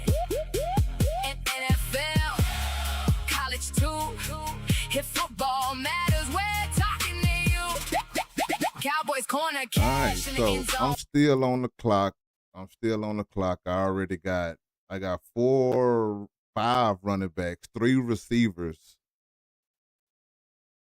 I don't think I was paying attention to that lopsidedness. So, I mean, I just want to balance Spicy Brady, man. Spicy Brady doing that's what Spicy Brady be doing. He be fucking drafting like all the running backs. Just get all of them and then charge an arm and a leg for them. But I'm a fair businessman, so you know what I mean. I understand. But if they sitting on my bench and one of them just so happen to pop, the price goes up. The price goes up, my guy. But if they don't pop, that price definitely goes down. Yeah, man. It do, and I understand all that. You know what I mean? And I'm with it. All right. So let's go ahead and get all this back up here. Let me go ahead and select my pick. So I'm definitely looking for a receiver right now. So what type of value do we have out here? And I think Stephon Diggs can go out here and be the wide receiver 1 in Washington. So I think I did a pretty decent job on getting ones. You know, in this part of the draft, I'm just really focused on what I'm doing. This is a totally different type of strategy for me. I never ran with this, you know what I'm saying, before this team ever. So, but also too, man, I will say this: like I think having the bots in here like drafting too, it definitely changes up everything. I feel like a lot of these dudes will be gone, man, before we even get there. But it's I like to see what they doing because, like I said, a lot of the times those bots in that ADP, it alters people's perception, and I'm always interested to see just how it goes. Sometimes I do these mock drafts. I do them on Yahoo because on Yahoo you get to do it with real people. But like I said, at the same time, I like to see what these bots is doing as well, because I know they going based solely off ADP, so they don't care about none of the news clippings if it ain't factored into the ADP for them. KC Concepcion, Debo Samuel, that was the other one that I think somebody picked up before. He was actually going back to the 49ers. Yeah, in the Dynasty League, man, we traded picks, and I traded 2, I think, back-to-back picks for you for 2 of my future back-to-back picks, and then it was like 2 picks from you, 2 picks from me to you, 2 more picks from me to you, and then 2 picks from you to me. And I took those 2 initial picks. I picked up both Debo and Stephon Diggs in the Dynasty, man. Hey, and then how late was it, or how early was it? Do you feel good about it still? Yeah, man, I still have both picks.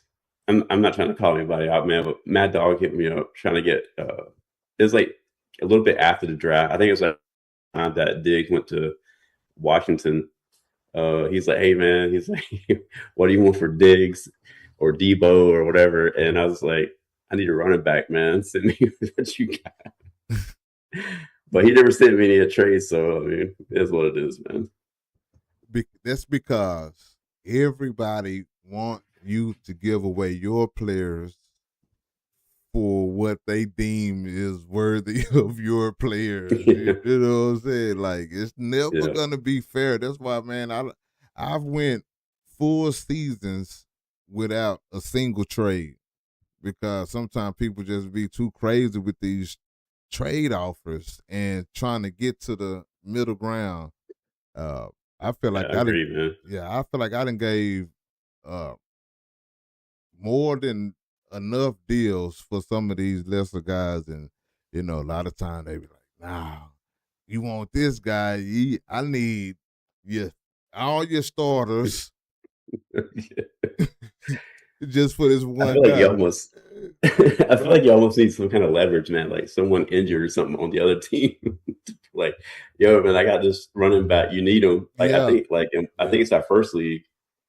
Oh man, who is it? I don't think it's Sexy Dexy, man. It's somebody else. But they're asking, they need a running back because both their running backs are hurt. Oh yeah, that's just the 4D league. I think Bash. Yeah. I saw Bash put that up. He need a running back, and I really didn't have enough time to go in and see and check on that league to see what these position was. I could tell you who he has. I'm in there right now. Like both of the starting running backs are, one is Ashton Genty and the other one is Jeremiah Love. And then he has Jalen Warren, which I think is good for a third back. Man, he has Travis Etienne, man, on his bench. I mean, and he's gonna get work. He's gonna get work. He has Chuba too, man. He got who? He has Chuba Hubbard and Travis Etienne on his bench. I think he's good, man. Yeah, I think he's good too. But I put Kenny Gainwell and J.K. Dobbins on the trading block after he said that. Just because I didn't want to go in and try to make a deal, because I already know how people get with these deals. Even though you need something, you're still gonna feel like you're gonna want to be compensated a little bit more for the trade. So I'm almost too like I almost like would put somebody on the trade block just to get someone to initiate the trade first, because I feel like if you go in like with something that they don't want, man, they'll come back. But that's not even close, man. That's not even close to like what. Dude, I've had that happen, man. Especially, man, I love Chargers. I think he's a good dude, man. But like, dude, he was like, dude, we used to see our trade chat, man. It's fucking crazy. I can only imagine because I feel the same way. Like, you know what I'm saying? Like the trade offers that be coming back and forth. I just say, you know what? Business closed, shop closed. I ain't even got time for it. Like, yeah, man. I mean, I like Chargers, man. I'm gonna talk to him, man. Like on these podcasts, I'm gonna talk about like how our conversations go in these messages, man. Hey, make sure he's cool with me. Make sure he's cool with, you know what I'm saying? Make sure he's cool with you exposing the private chats.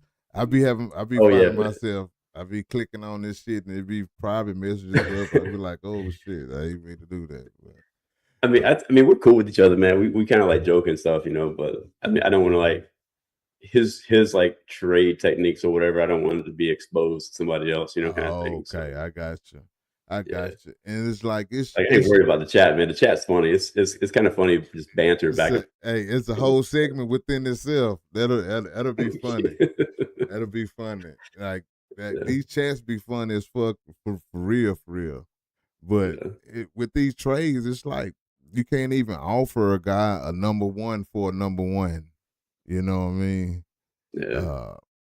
They can be kind of comparable to each other, and they still not gonna go for it. They gonna be like, "Well, you got to give me 2 number ones for my number one." Yeah. Come on, bro. All right, so let me see. I now have 4 receivers and 5 running backs in round 10, and the pick is on me. What? I already know what you're doing. What I'm gonna do? Tell me what I'm gonna do. I already know you're gonna pick a QB.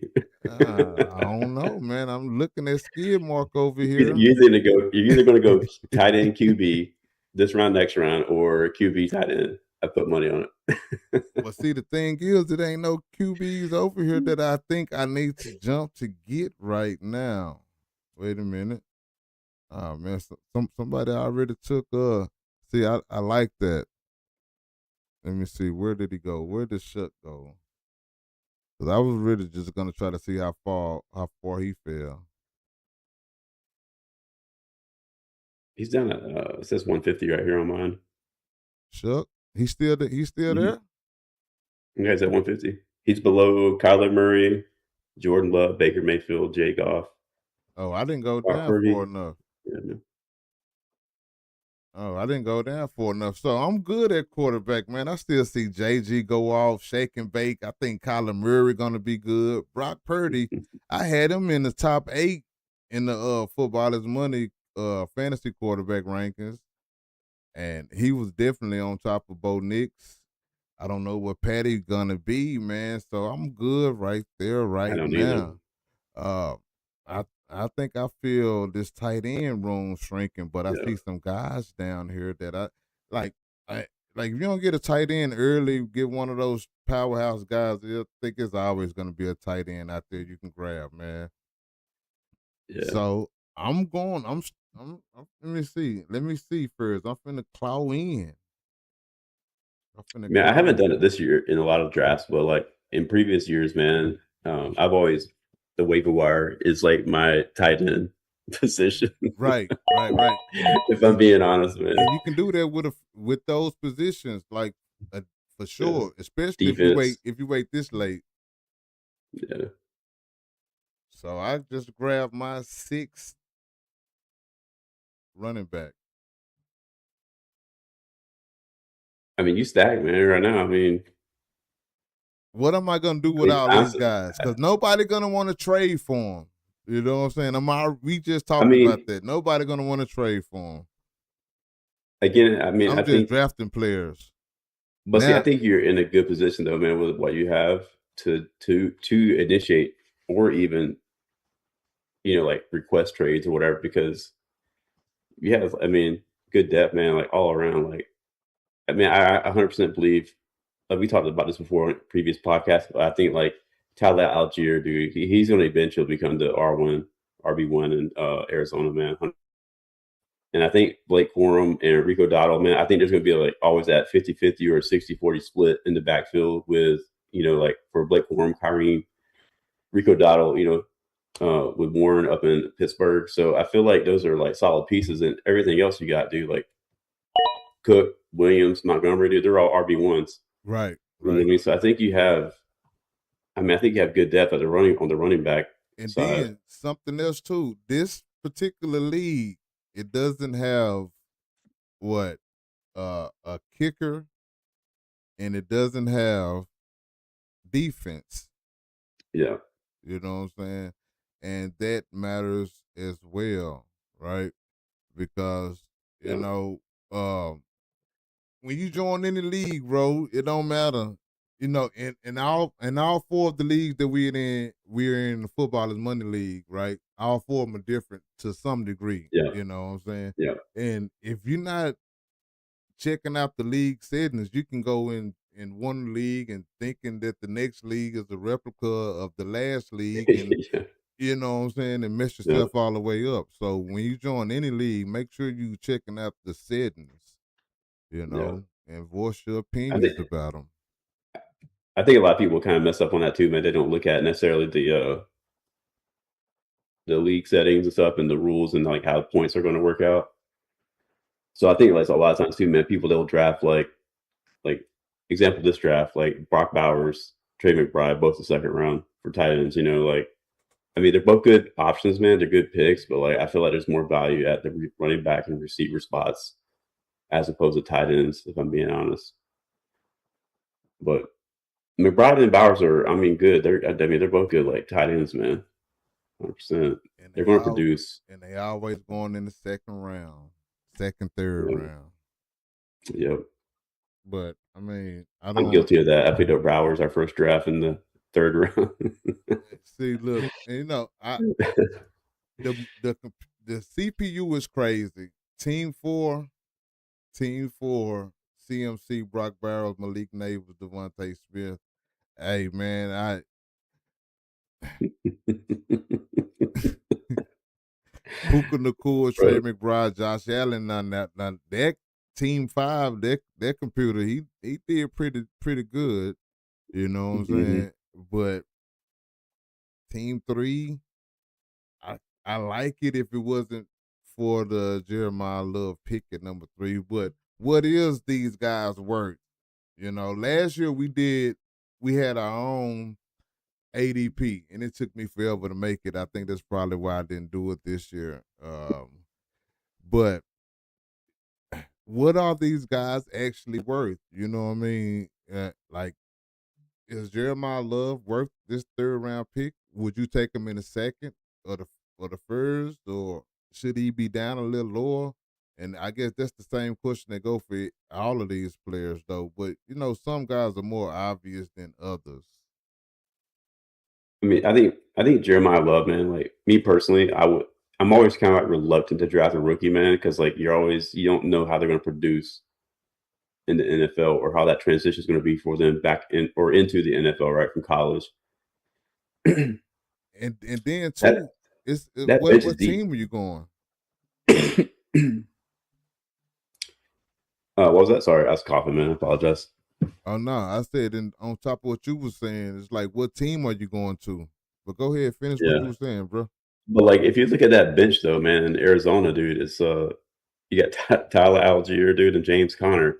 I still like James Conner, dude. I think he's definitely getting older. I mean, 9 years in the league, man. I mean, he's definitely taking a beating, dude. I mean, he's been injured. Last year, he only played 3 games, you know, like. But I think he still has something left to offer a team. I don't think he's completely, you know, like done. Definitely RB2, you know, kind of thing. So like, but could he outproduce Jeremiah Love? Possibly.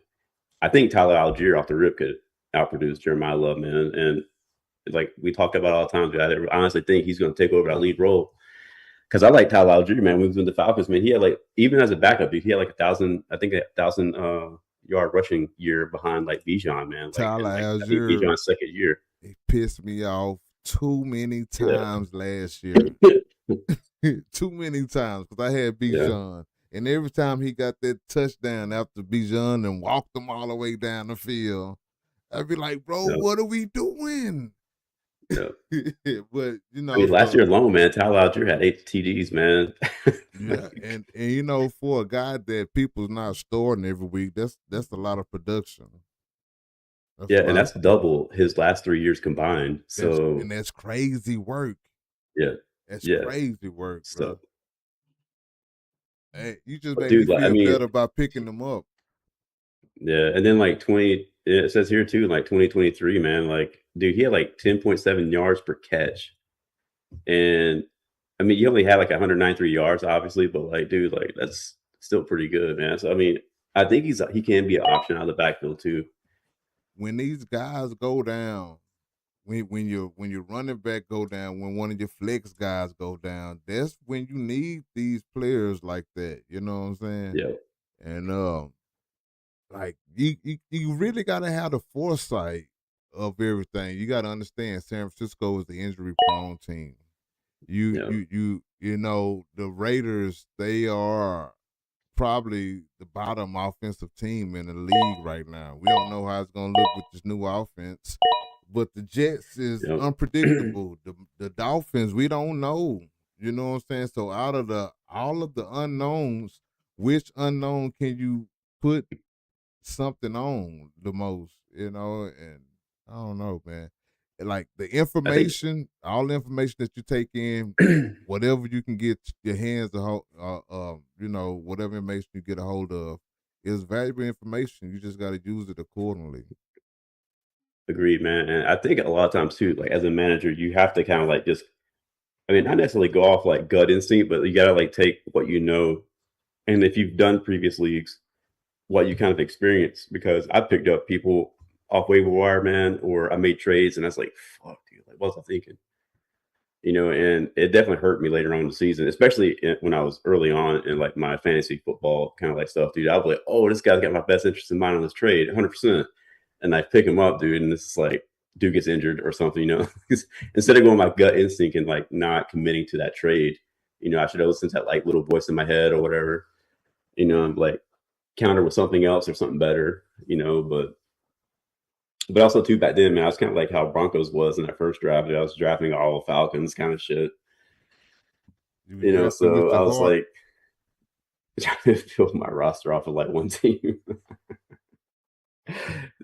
Like rookie mistakes, man. In the fantasy football, kind of like, Hey, we all dynamic. make them. Sometimes I forget what from league to league, because we in a lot of them, and sometimes I forget Hmm. my own settings and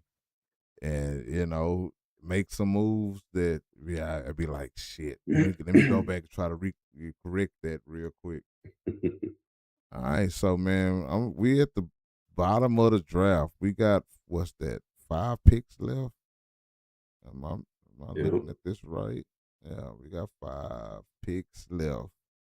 I feel like I got a lot of depth in receiver and running back, man, but I still want to take some Yeah, more just because I want to see how far some of these quarterbacks and these tight ends that I'm eyeing will fall. It's a mock draft, right? yeah, And yeah.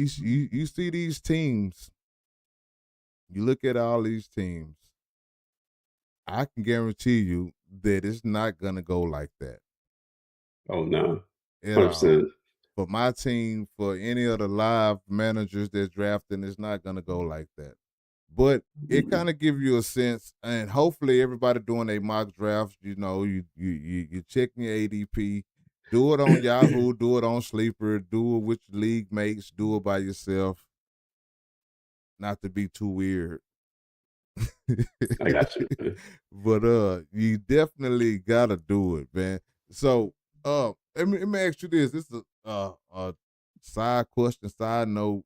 Um, Hmm. so I know some guys that feel like, they're fantasy experts, right? They don't need to mock Yeah, draft. They don't need to do this, do that. And I mean, I can understand it, and a part of me feel the same way, but a bigger part of me still feel like the information that we obtain throughout the year, and especially when football is not actually being played, I think it yeah, plays a big part and what you do in fantasy and betting. You know what I'm saying? That's kind of why we do what we do. But I just wanted to get your take on that. So early on in my like fantasy football, like I guess career or whatever you want to call it that.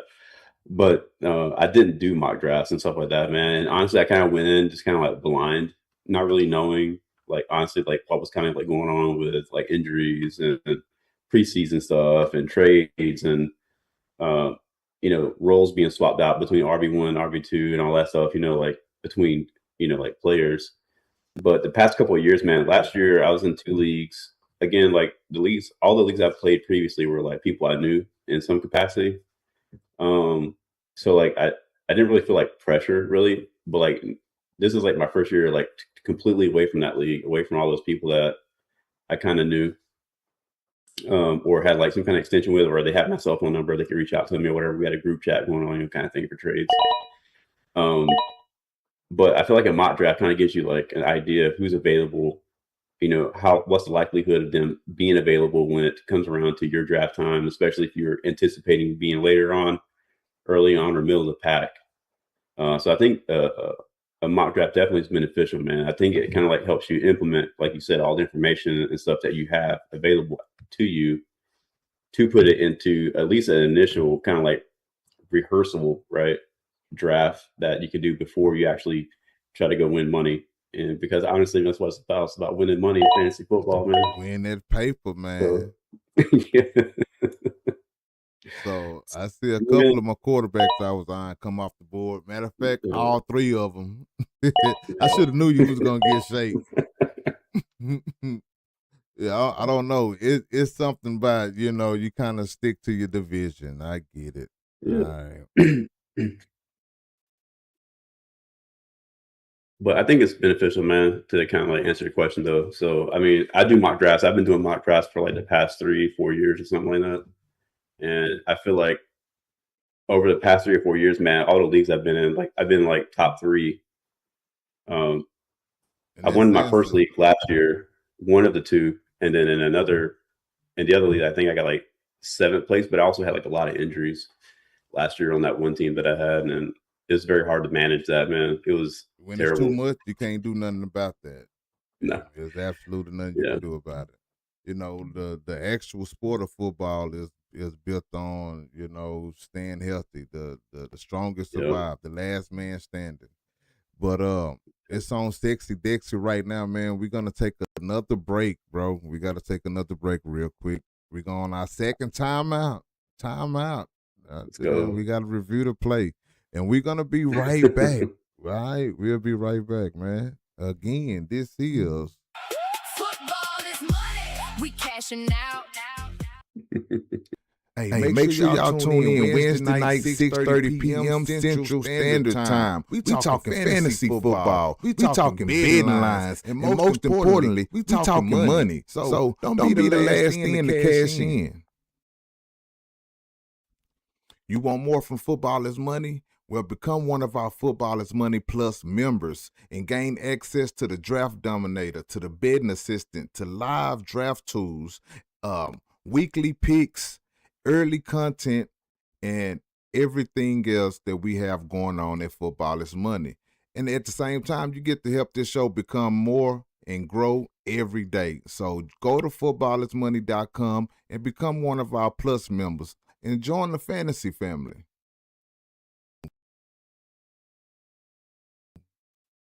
Yeah, man. So we're talking about the running back room in New York on the Giants, man. And I mean, I've made it obviously clear like how I feel about Scatterboot, man. I don't think he's 100%. I don't think watching like some of his film and stuff like that, like him, way he's running routes, man, I think he's still kind of hurt or maybe kind of like scared or nervous about like maybe re-entering that. I think Tracy, man, I think Tracy can still produce, even if Scatterbo did go down. But like, I think with Najee Harris, man, you got to make like,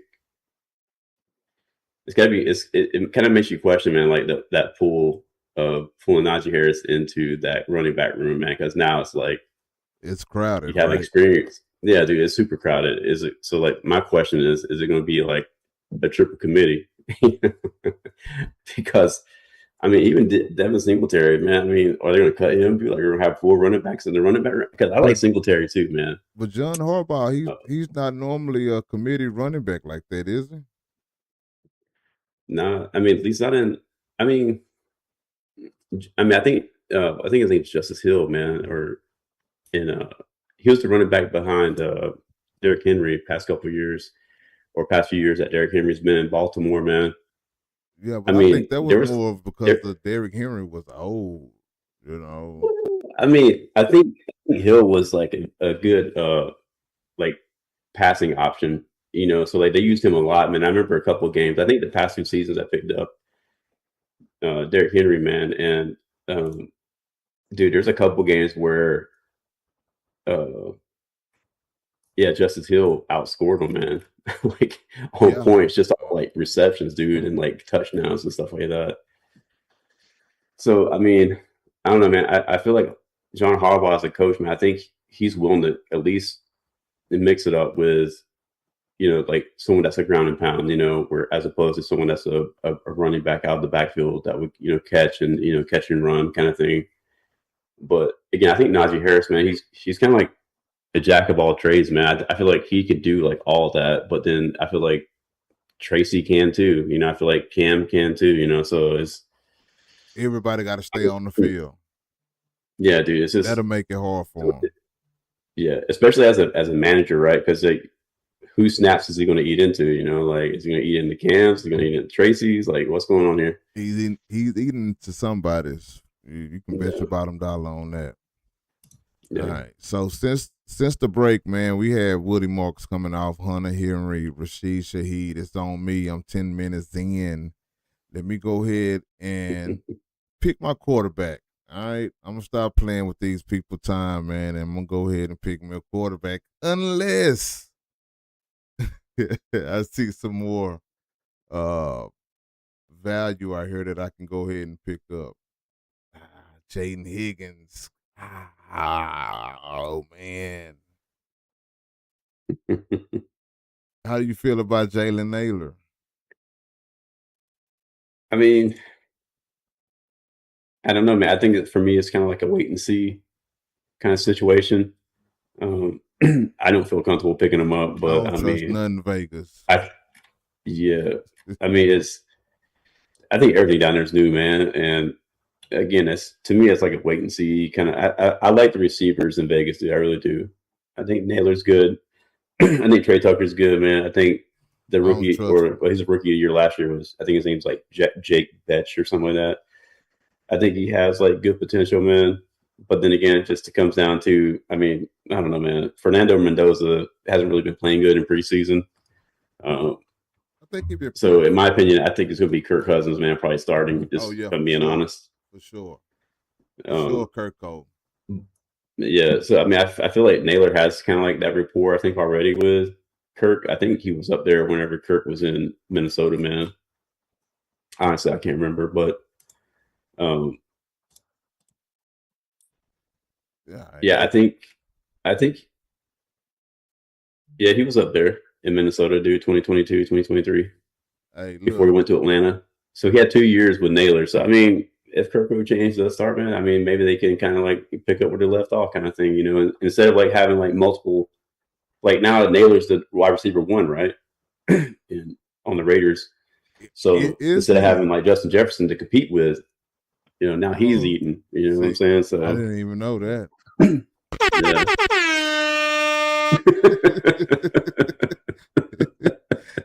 Shit. That's why I say, man, them Raiders, man, I really still, if it ain't Brock Bowers, and I'm not trying to spend a second round pick on Brock Bowers, you know what I'm saying, on Brock. So, I mean, Raiders, man, I'm staying away from them. Just like, and I know this probably ain't the correct thing to do, but I really do that. And the Browns, it's a few of them teams that I just stay away from. Definitely the Jets. For sure. But the Jets got some pieces that, I mean, but it's still just like the Raiders and the Browns. Like, you know, they got to get they need to get I don't trust teams that don't have a certified quarterback. I put it like that. If quarterback can't throw the ball, you know what I'm saying, if the defense, the opposing team isn't scared of his arm, then like what can they know they're gonna run the ball. You know what I'm saying? That's why I feel like Vegas kind of fell short last year. Like everybody we know you finna try to give them touches because you can't throw it. Your quarterback is subpar. Your receiving game is subpar. Only thing you got is a tight end. So, and I try not to be too harsh on these teams, man, because I understand that their value is in like the beauty is in the eye of the beholder. But that's just where I stand there with them. So let's go ahead and continue in the draft. But I will say this, man. I think out of the worst teams, man, I think of all the teams, the worst, it goes the Jets, the Browns, and then the Raiders. That's my pick. I think the Raiders are better than the Browns and the Jets, if I'm being honest. I think that's only because. Go ahead. It's only because I like the. I don't know, man. I guess I got more hope, man. I think it's like nostalgic too. Like I want the Raiders to be good, right? But like, dude, the Jets are just disappointed, like time and time again, man. And the Browns too, man. But they've had some good years, dude. And I feel like they have the youth, man. I really like Shedeur Sanders, man. But what I can say, the Raiders, they are building a team in a way that you can kind of understand the path that they choosing to go. The Browns are probably the most confusing team. So I understand them being at the bottom. Even though I think I had the Raiders at the bottom, but that was prior to Fernando Mendoza. But they in the wild division, man. So it's kind of hard for me to put them up above too many people. But yeah, if we just go from the 32 team standpoint, the Browns' uncertainty at quarterback. It's crazy. And like, why is Shedeur Sanders, why is Deshaun Watson even in a competition with a 5th round pick when he's got $230 million guaranteed? Like I feel like it shouldn't even be a question. So well, I mean, I feel like he hasn't really done anything up there, man. I feel like the talk on Deshaun Watson, man, is this dude got paid, man, and he's just been on the bench absorbing that paycheck, man. Hey, go make your money, right? But at the same time, it's like, bro, you're getting paid $200-something million or whatever the fuck it is. 230. Like you got to pay, man. You got to play, bro. You got to do something. And I feel like they're gonna make him play. They're gonna put him out there. Even like, why is it a competition? But I feel like they're gonna have Deshaun as the starter because they gotta. You can't put a guy that's eating up this much cap sitting on the bench. Yeah. So at the same time, Cleveland, number 32. Bro, if you look at Cleveland, man, Deshaun Watson, bro. I mean, killed it in Houston. Went to Cleveland 2022, bro. 6 games. 2023, 6 games. 2024, 7 games. Last year, no games. I mean, it's like, bro, like you're getting, dude, like faith is gone, bro. At that point, like you just made a poor business decision. He's getting booed. They booing him. Oh yeah, man. They booing them. But bro, just reading what I just told you though, like from a stat perspective, like 2022, 2023, 6 games both seasons. 2024, 7 games, bro. Like, what are you doing, man? And cleaning up. Dude, didn't play last year at all, bro. And at this point, man, I would almost bet on Shedeur Sanders just to fucking get us out of that shitty situation, man. That I feel the Browns are like always in. I hope so. I really do hope so that they just forget all the politics. You know what I'm saying? Yeah. And just go with the best player. Go with the guy that's gonna help you win games. You know what I'm saying? We talked about Shedeur and Deshaun earlier. Just go with the guy that's going to produce and put you in a better position to win these games. You're in a tough division, bro. You know, you got to go against Joe Burrow, Lamar Jackson. Like, come on. I know Aaron Rodgers in his older age, but you still got to face him. You know what I mean? And, hey, put the best guy out there that's going to help you win.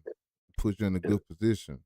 Oh, See, and I always feel too, man, like the AFC North is always like, I mean, I know we're both NFC people, man, but like, I feel like the AFC North is always contentious every year, man. It's always like down to like 1 or 2 games at the end of the season for who's making it to the playoffs or not.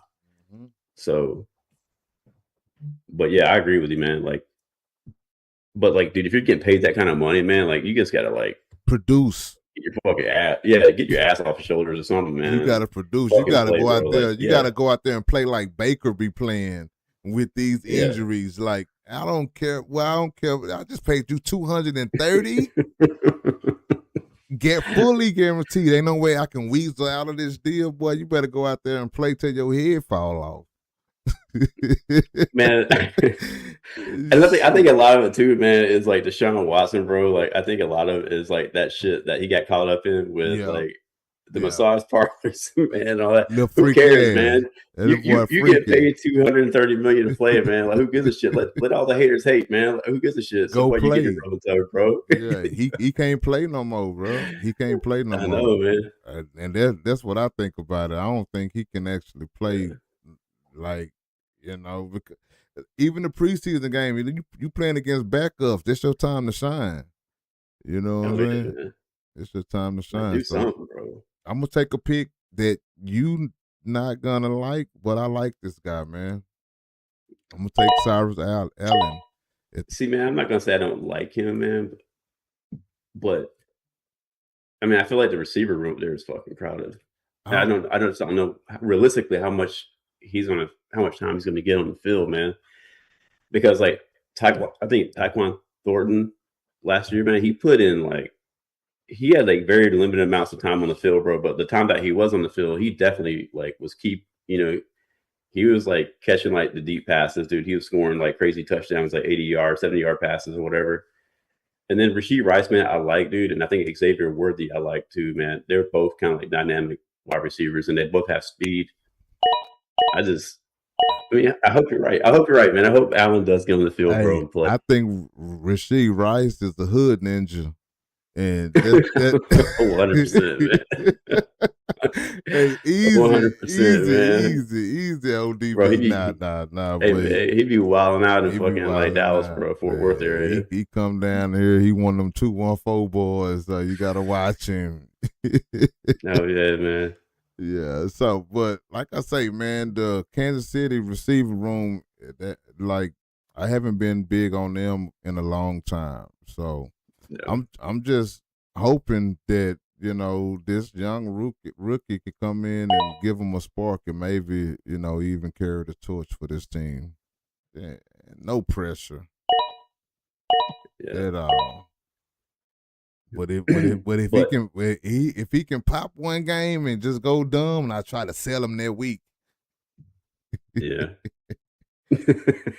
I'm selling for maybe go hard like 1 or 2 weeks, bro, back to back, and then hey man, give me your fucking RB1. Look, I ain't even gonna do that. Give me an RB2. I'm cool. I'm cool. All right, but dude, man, I don't know, man. I feel like the AFC West is always very contentious too, man. It's always. I think last year, dude, it was a 4-way tie, man. Almost toward the end of the year, everything between Chargers. I mean, other than the Raiders, right? It was just the Broncos, dude. The Chargers. It was the Chiefs are all in the mix. And the Chiefs been to championships and Super Bowls. Yeah. They've been dominant over there. Well, they had 10 straight. What was it 8 to 10? Somewhere around there. 8 to 10 straight division titles. But man, I'm gonna say this about her. I like Herbert, man, because he does get me points in fantasy. But man, the classic fucking Justin Herbert last year, man, had a great season at the beginning, man, was killing it, and then just kind of buckled, man, on that tail end stretch, dude. I don't know. I had Herbert. I like the Chargers, man, but I just think they, I don't know. They just you can't trust them. You can't. Once they get to the big games, You cannot trust them. And it's past playoff performances why you can't trust them. You just never know what you're gonna get. They don't have their receivers is none of them is gonna be that. Even when Keenan Allen there, I know we all know about the young lad, and we hoping he can come back to do what he what we've seen in his rookie season. You want Quinn Johnston to finally, lose the butter on his fingers, but it's like it's not happening. You know what I'm saying? And every year it's kind of like the Brees Hall and the Garrett Wilson effect. We just hope that they skill level can elevate the team and our fantasy teams, and it's like they keep letting us down. And if we can beat a manager that get them in their particular in their right season at the right time, then we all can look like geniuses. I mean, a lot of that too, man, comes down to, honestly, like, you're right, man, like right position, right time, right draft, and like the stars just align perfectly for you to to get the numbers you need every week to win, man. But like, I mean, last year, dude, you didn't even get like Lab McConkey didn't even get like 800 yards receiving. And that's tough. So, and I mean, I think Herbert had like one of the better years last year too, man, if I'm being honest. And dude, he's just like toward the end, it just kind of like all started falling apart for the Chargers. So I don't know, man. It's kind of like how I feel about the Chargers, man. The AFC West. But hey, your boy Tua is still on the board in the 15th round. Bro, I ain't taking that. I'm looking for me a QB. I want to get another QB with this. I think man, I'm gonna say did you see Jack Strand in the Colts game, bro? I did. 212 yards, man. One passing TD, one rushing TD from like 20 yards out, bro. Like, I mean, I don't know. That dude's like, did you see? He's like the next fucking like Big Ben, bro. Did you see Joe Milton? Mm-mm. 2 passing touchdown, 1 rushing touchdown. Really? Yeah. I gotta look that up. Yes, sir. Yes, sir. He looked real good against Arizona. But I try not to put too much. I mean, I acknowledge it, everything that happened in preseason, but I try not to put too much stock in it. But I know that it is some value there, especially for we in dynasty leagues, right? So you always got to be looking towards next year as well. But Did you pick up Joe Milton in the dynasty? No, I haven't. I haven't. You think he's a replacement for Dak? I don't think Dak going nowhere for the next 4 years. You think so? Yeah, I think Dak going to be around for the next 4 or 5 years. He's going to be a Cowboy. He's going to be a Cowboy. You don't trade away a top 5 quarterback away just because he ain't won a Super Bowl. Yeah. That's like the Buffalo Bills trading away Josh Allen or the Bengals trading away Joe Burrow. Like, you ain't going to do it. I don't give a damn how many times you ain't made the playoffs or playoff record or Super Bowl appearances. Hey, you're not going to do it. Because who you going to replace him with? Yeah. Arch Manning? You got to lose enough games to be able to get to even pull the trigger on something like that. Nah, so you ain't going to do it. We got but that. Dude, I like that, man. I mean, even just looking at stats here, like the seasons that he did play 17 and 16 games, right, man? I mean, like last year, 30 and 10, 30 TDs, 10 interceptions, dude. Like 2023, 36 TDs, 9 interceptions. I mean, the years that he plays, like all games, killer numbers. 2021, 37 TDs, 10 INTs. I mean, dude, 4,500 yards average, looks like, for most of those seasons, bro. Like 2019 had like almost a 5,000 yard and that passing season. And that particular thing is the same thing that what they use to kill Dak. Cause they're like, well, yeah, he good in the regular season, but when it comes to playoff and but they don't use the same measuring stick for all quarterbacks. And that kind of, bothered me a little bit too. But, the real ones know. But for what we need, for what I need, you know what I'm saying? I just need you to cash some tickets for me every week. I just need you to put some points up in your for my fantasy team every week. And like I say, man, I don't care if my fantasy quarterback go 0-17. As long as he's fighting for his life every week, giving me 2-3 touchdowns, I don't give a damn. What? Yep. Shit, for real. All right, so it's on me. What I'm gonna do with my last pick, man? I think I Said you were picking up Tua. You said you're picking up Tua as your backup. no, I don't think I said that. I got Tyler Shook, and I'm gonna play the plug and play game after that. But let me see. I just might pick up Tua. If he's the best option, because even if I don't use him, I know I can sell him to a dirty bird.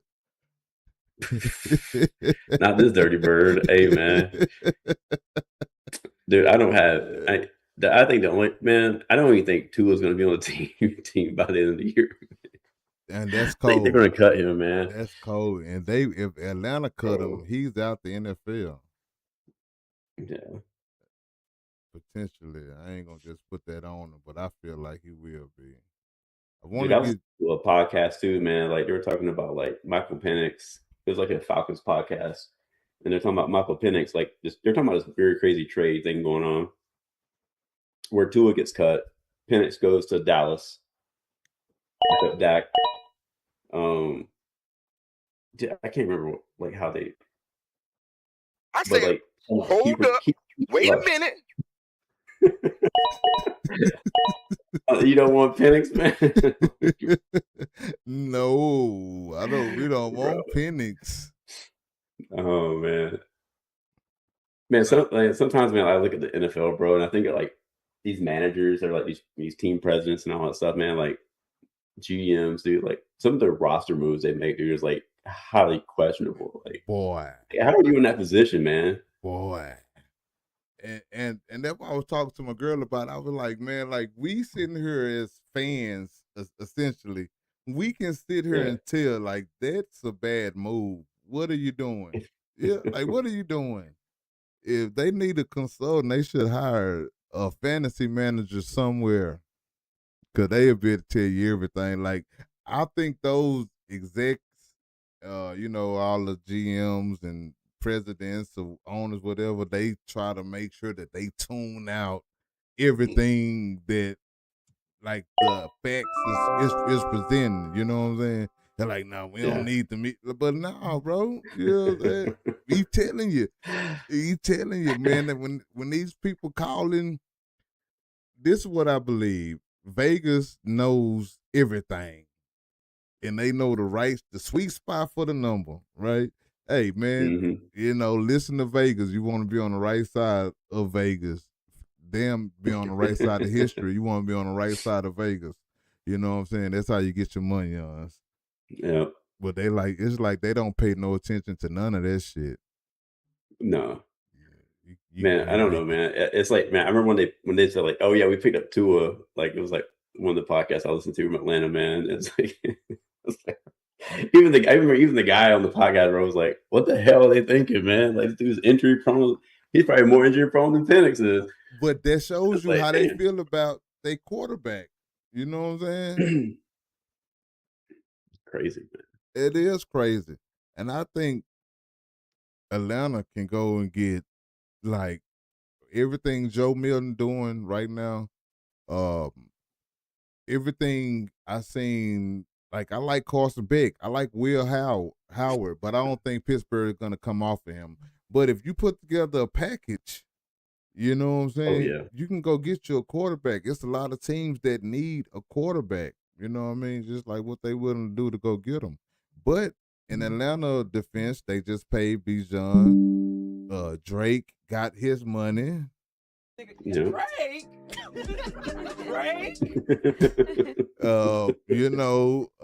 And they got these other guys that's looking to command some paper.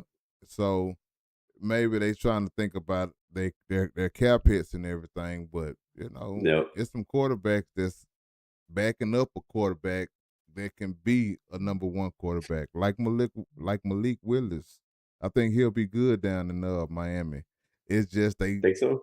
It's just they traded away all their receivers. They gave away all the receivers, so now we got to see what the rookies can do. But I like the fact that he'll be developing and growing with some receivers versus getting thrown into a situation with somebody he gotta, you know what I'm saying? Because now he ain't worried about no divas, right? No. So, you got A-Chain back there. He the head honcho. Well, I think he's pretty chill. It'll be all right. It'll be cool. I am very interested.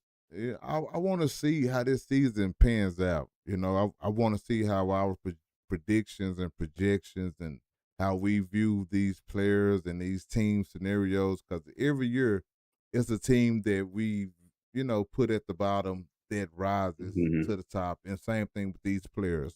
We try to draft all these players in the beginning or wherever we see the value at, but there's always a quarterback on the waiver wire, running back, a receiver, tight end on the waiver wire that exceeds expectations.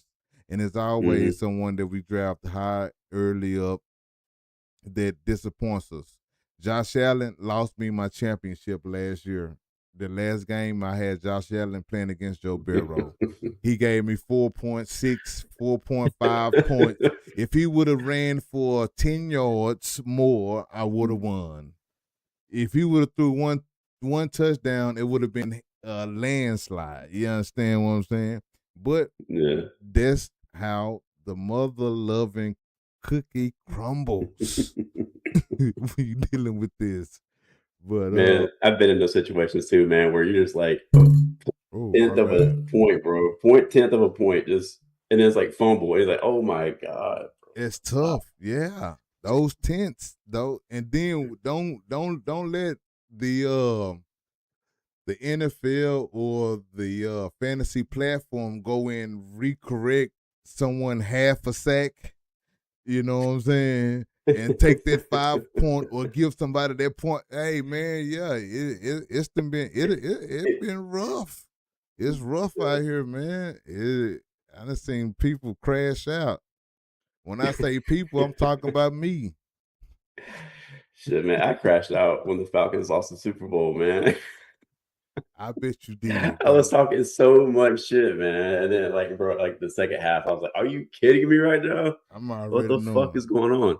I just knew at that time, man, I ain't even gonna bullshit you. I was tired of Brady winning.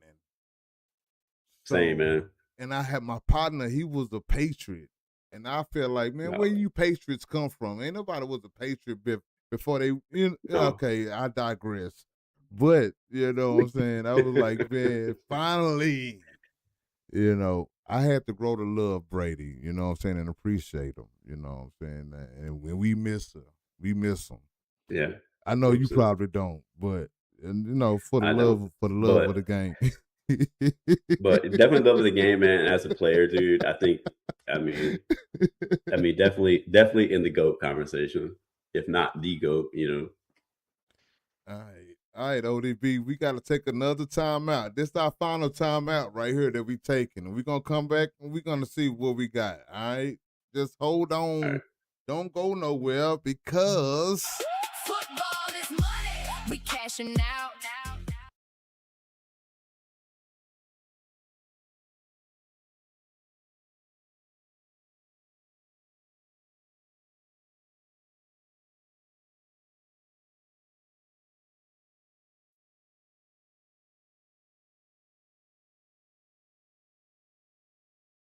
Welcome to Football is Money. Make sure y'all tune in Wednesday night, 6:30 p.m. Central Standard Time. We talking fantasy football. We talking betting lines. And most importantly, we talking money. So don't be the last thing to cash in.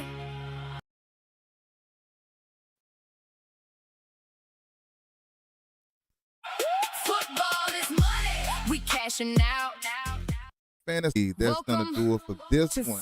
And whatever we talked about today, any day, NFL news, where fantasy football, injuries, mock draft, live draft, roster moves, whatever come across the board, the goal is always the same. Find the value.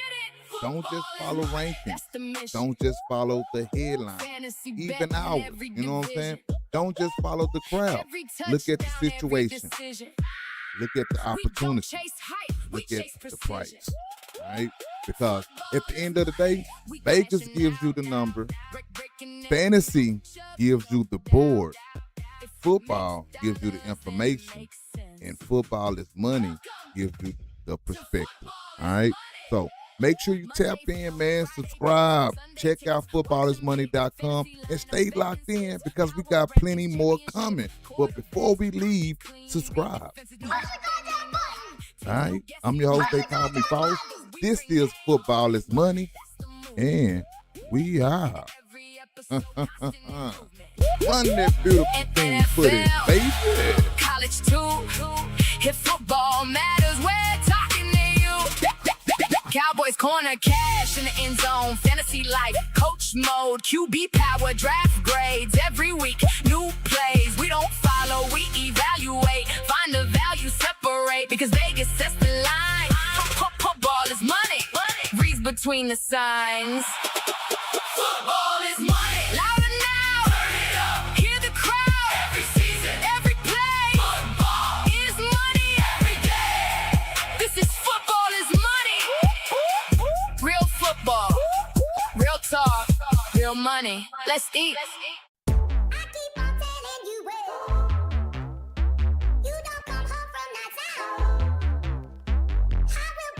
That's a wrap. Thanks for listening to Football is Money.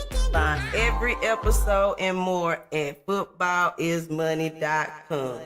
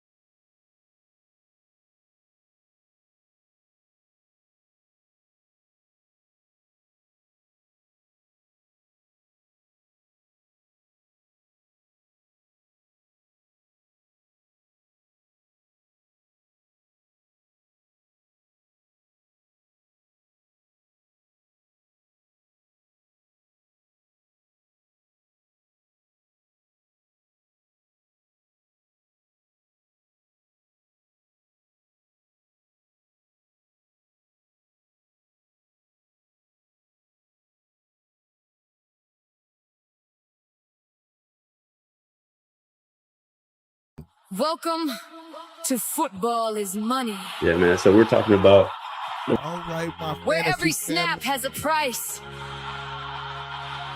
Every decision has value. And every Sunday, All right, we're going to take a quick somebody second, gets man, paid. to go over Let's get the it. new and improved footballismoney.com website. I just wanted to walk through some of the new features with y'all, man, so y'all can check it out. So first thing first, you see this very short fella up there on the screen. All right, we're going to go ahead and go past all that. This is the home page. This is where you can sign up for Football is Money Plus. Sign up for Bovada, get your bonus money and all of that. This is the new merch line, right? So we just got a few things on. Got some for the kids, some for the gals, some for the guys. You got your hoodies. You want a coffee mug or whatever. Professional polo tees. League champion hats and things and stuff like that. Now we are gonna be adding things to the site pretty regular, on the regular and everything. So if you guys got something in mind, feel free to chime in and let me know. We always updating the store, the site.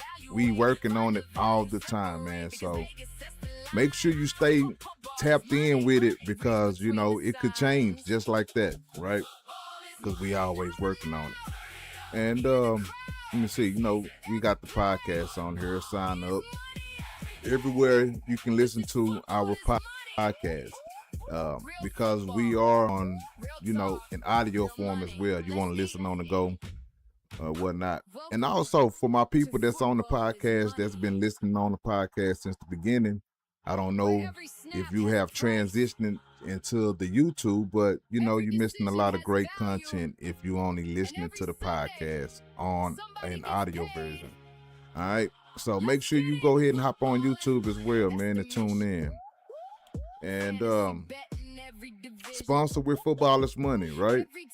This is something that we're working on for future purposes, but if you guys are interested, there go the information all on the website, right? And that's the homepage. You know, we kind of try to make sure we put everything there. So what else is new? We have the Fantasy League Center, right? So we have 4 Football is Money leagues that's going to be here. One of them drafting. Well, by the time you see this, we should be right in the middle of our draft. And that's the film room, Football is Money room, the film room. Well, no, it's not. That's the Football is Money Fantasy League. Film room gonna be the last one that we draft in. We still need a couple more people in there. But and then we got one a league that we joined. So here's the Draft Dominator. You get all of this with Football is Money Plus. Football is Money Plus gonna give you access to the Draft Dominator. And in here you can get your pre-draft game plan, live draft command center, post-draft analysis. It's pretty cool. And we still tweaking everything, man, make it better. Everything we want to make it better. Okay, so let's go to the betting center. This is where we're gonna have our 4 pick of the week, right? You know, this little 4 pick that we came up with for week 1. All right. So check it out. You know, we got to evaluate, verify, price, rank it, and that's that. So every week we're going to have this up here. Again, Football is Money Plus members will have access to this. Right now, everybody got access to it for the next 30 days, right? But after that, if you're not a Plus member, you lose access to it. We got Football is Money TV, new and improved, right? One of our latest shorts we did today, latest episodes. And, you know, just everything you guys already know about, just the new format. And we got the newsroom. If you want to catch up on what's going on, footballismoney.com, man. We're trying to make sure we have everything here. We got the Football is Money Cowboy headquarters. You want to catch up on that? No, we do not have a headquarters for every team.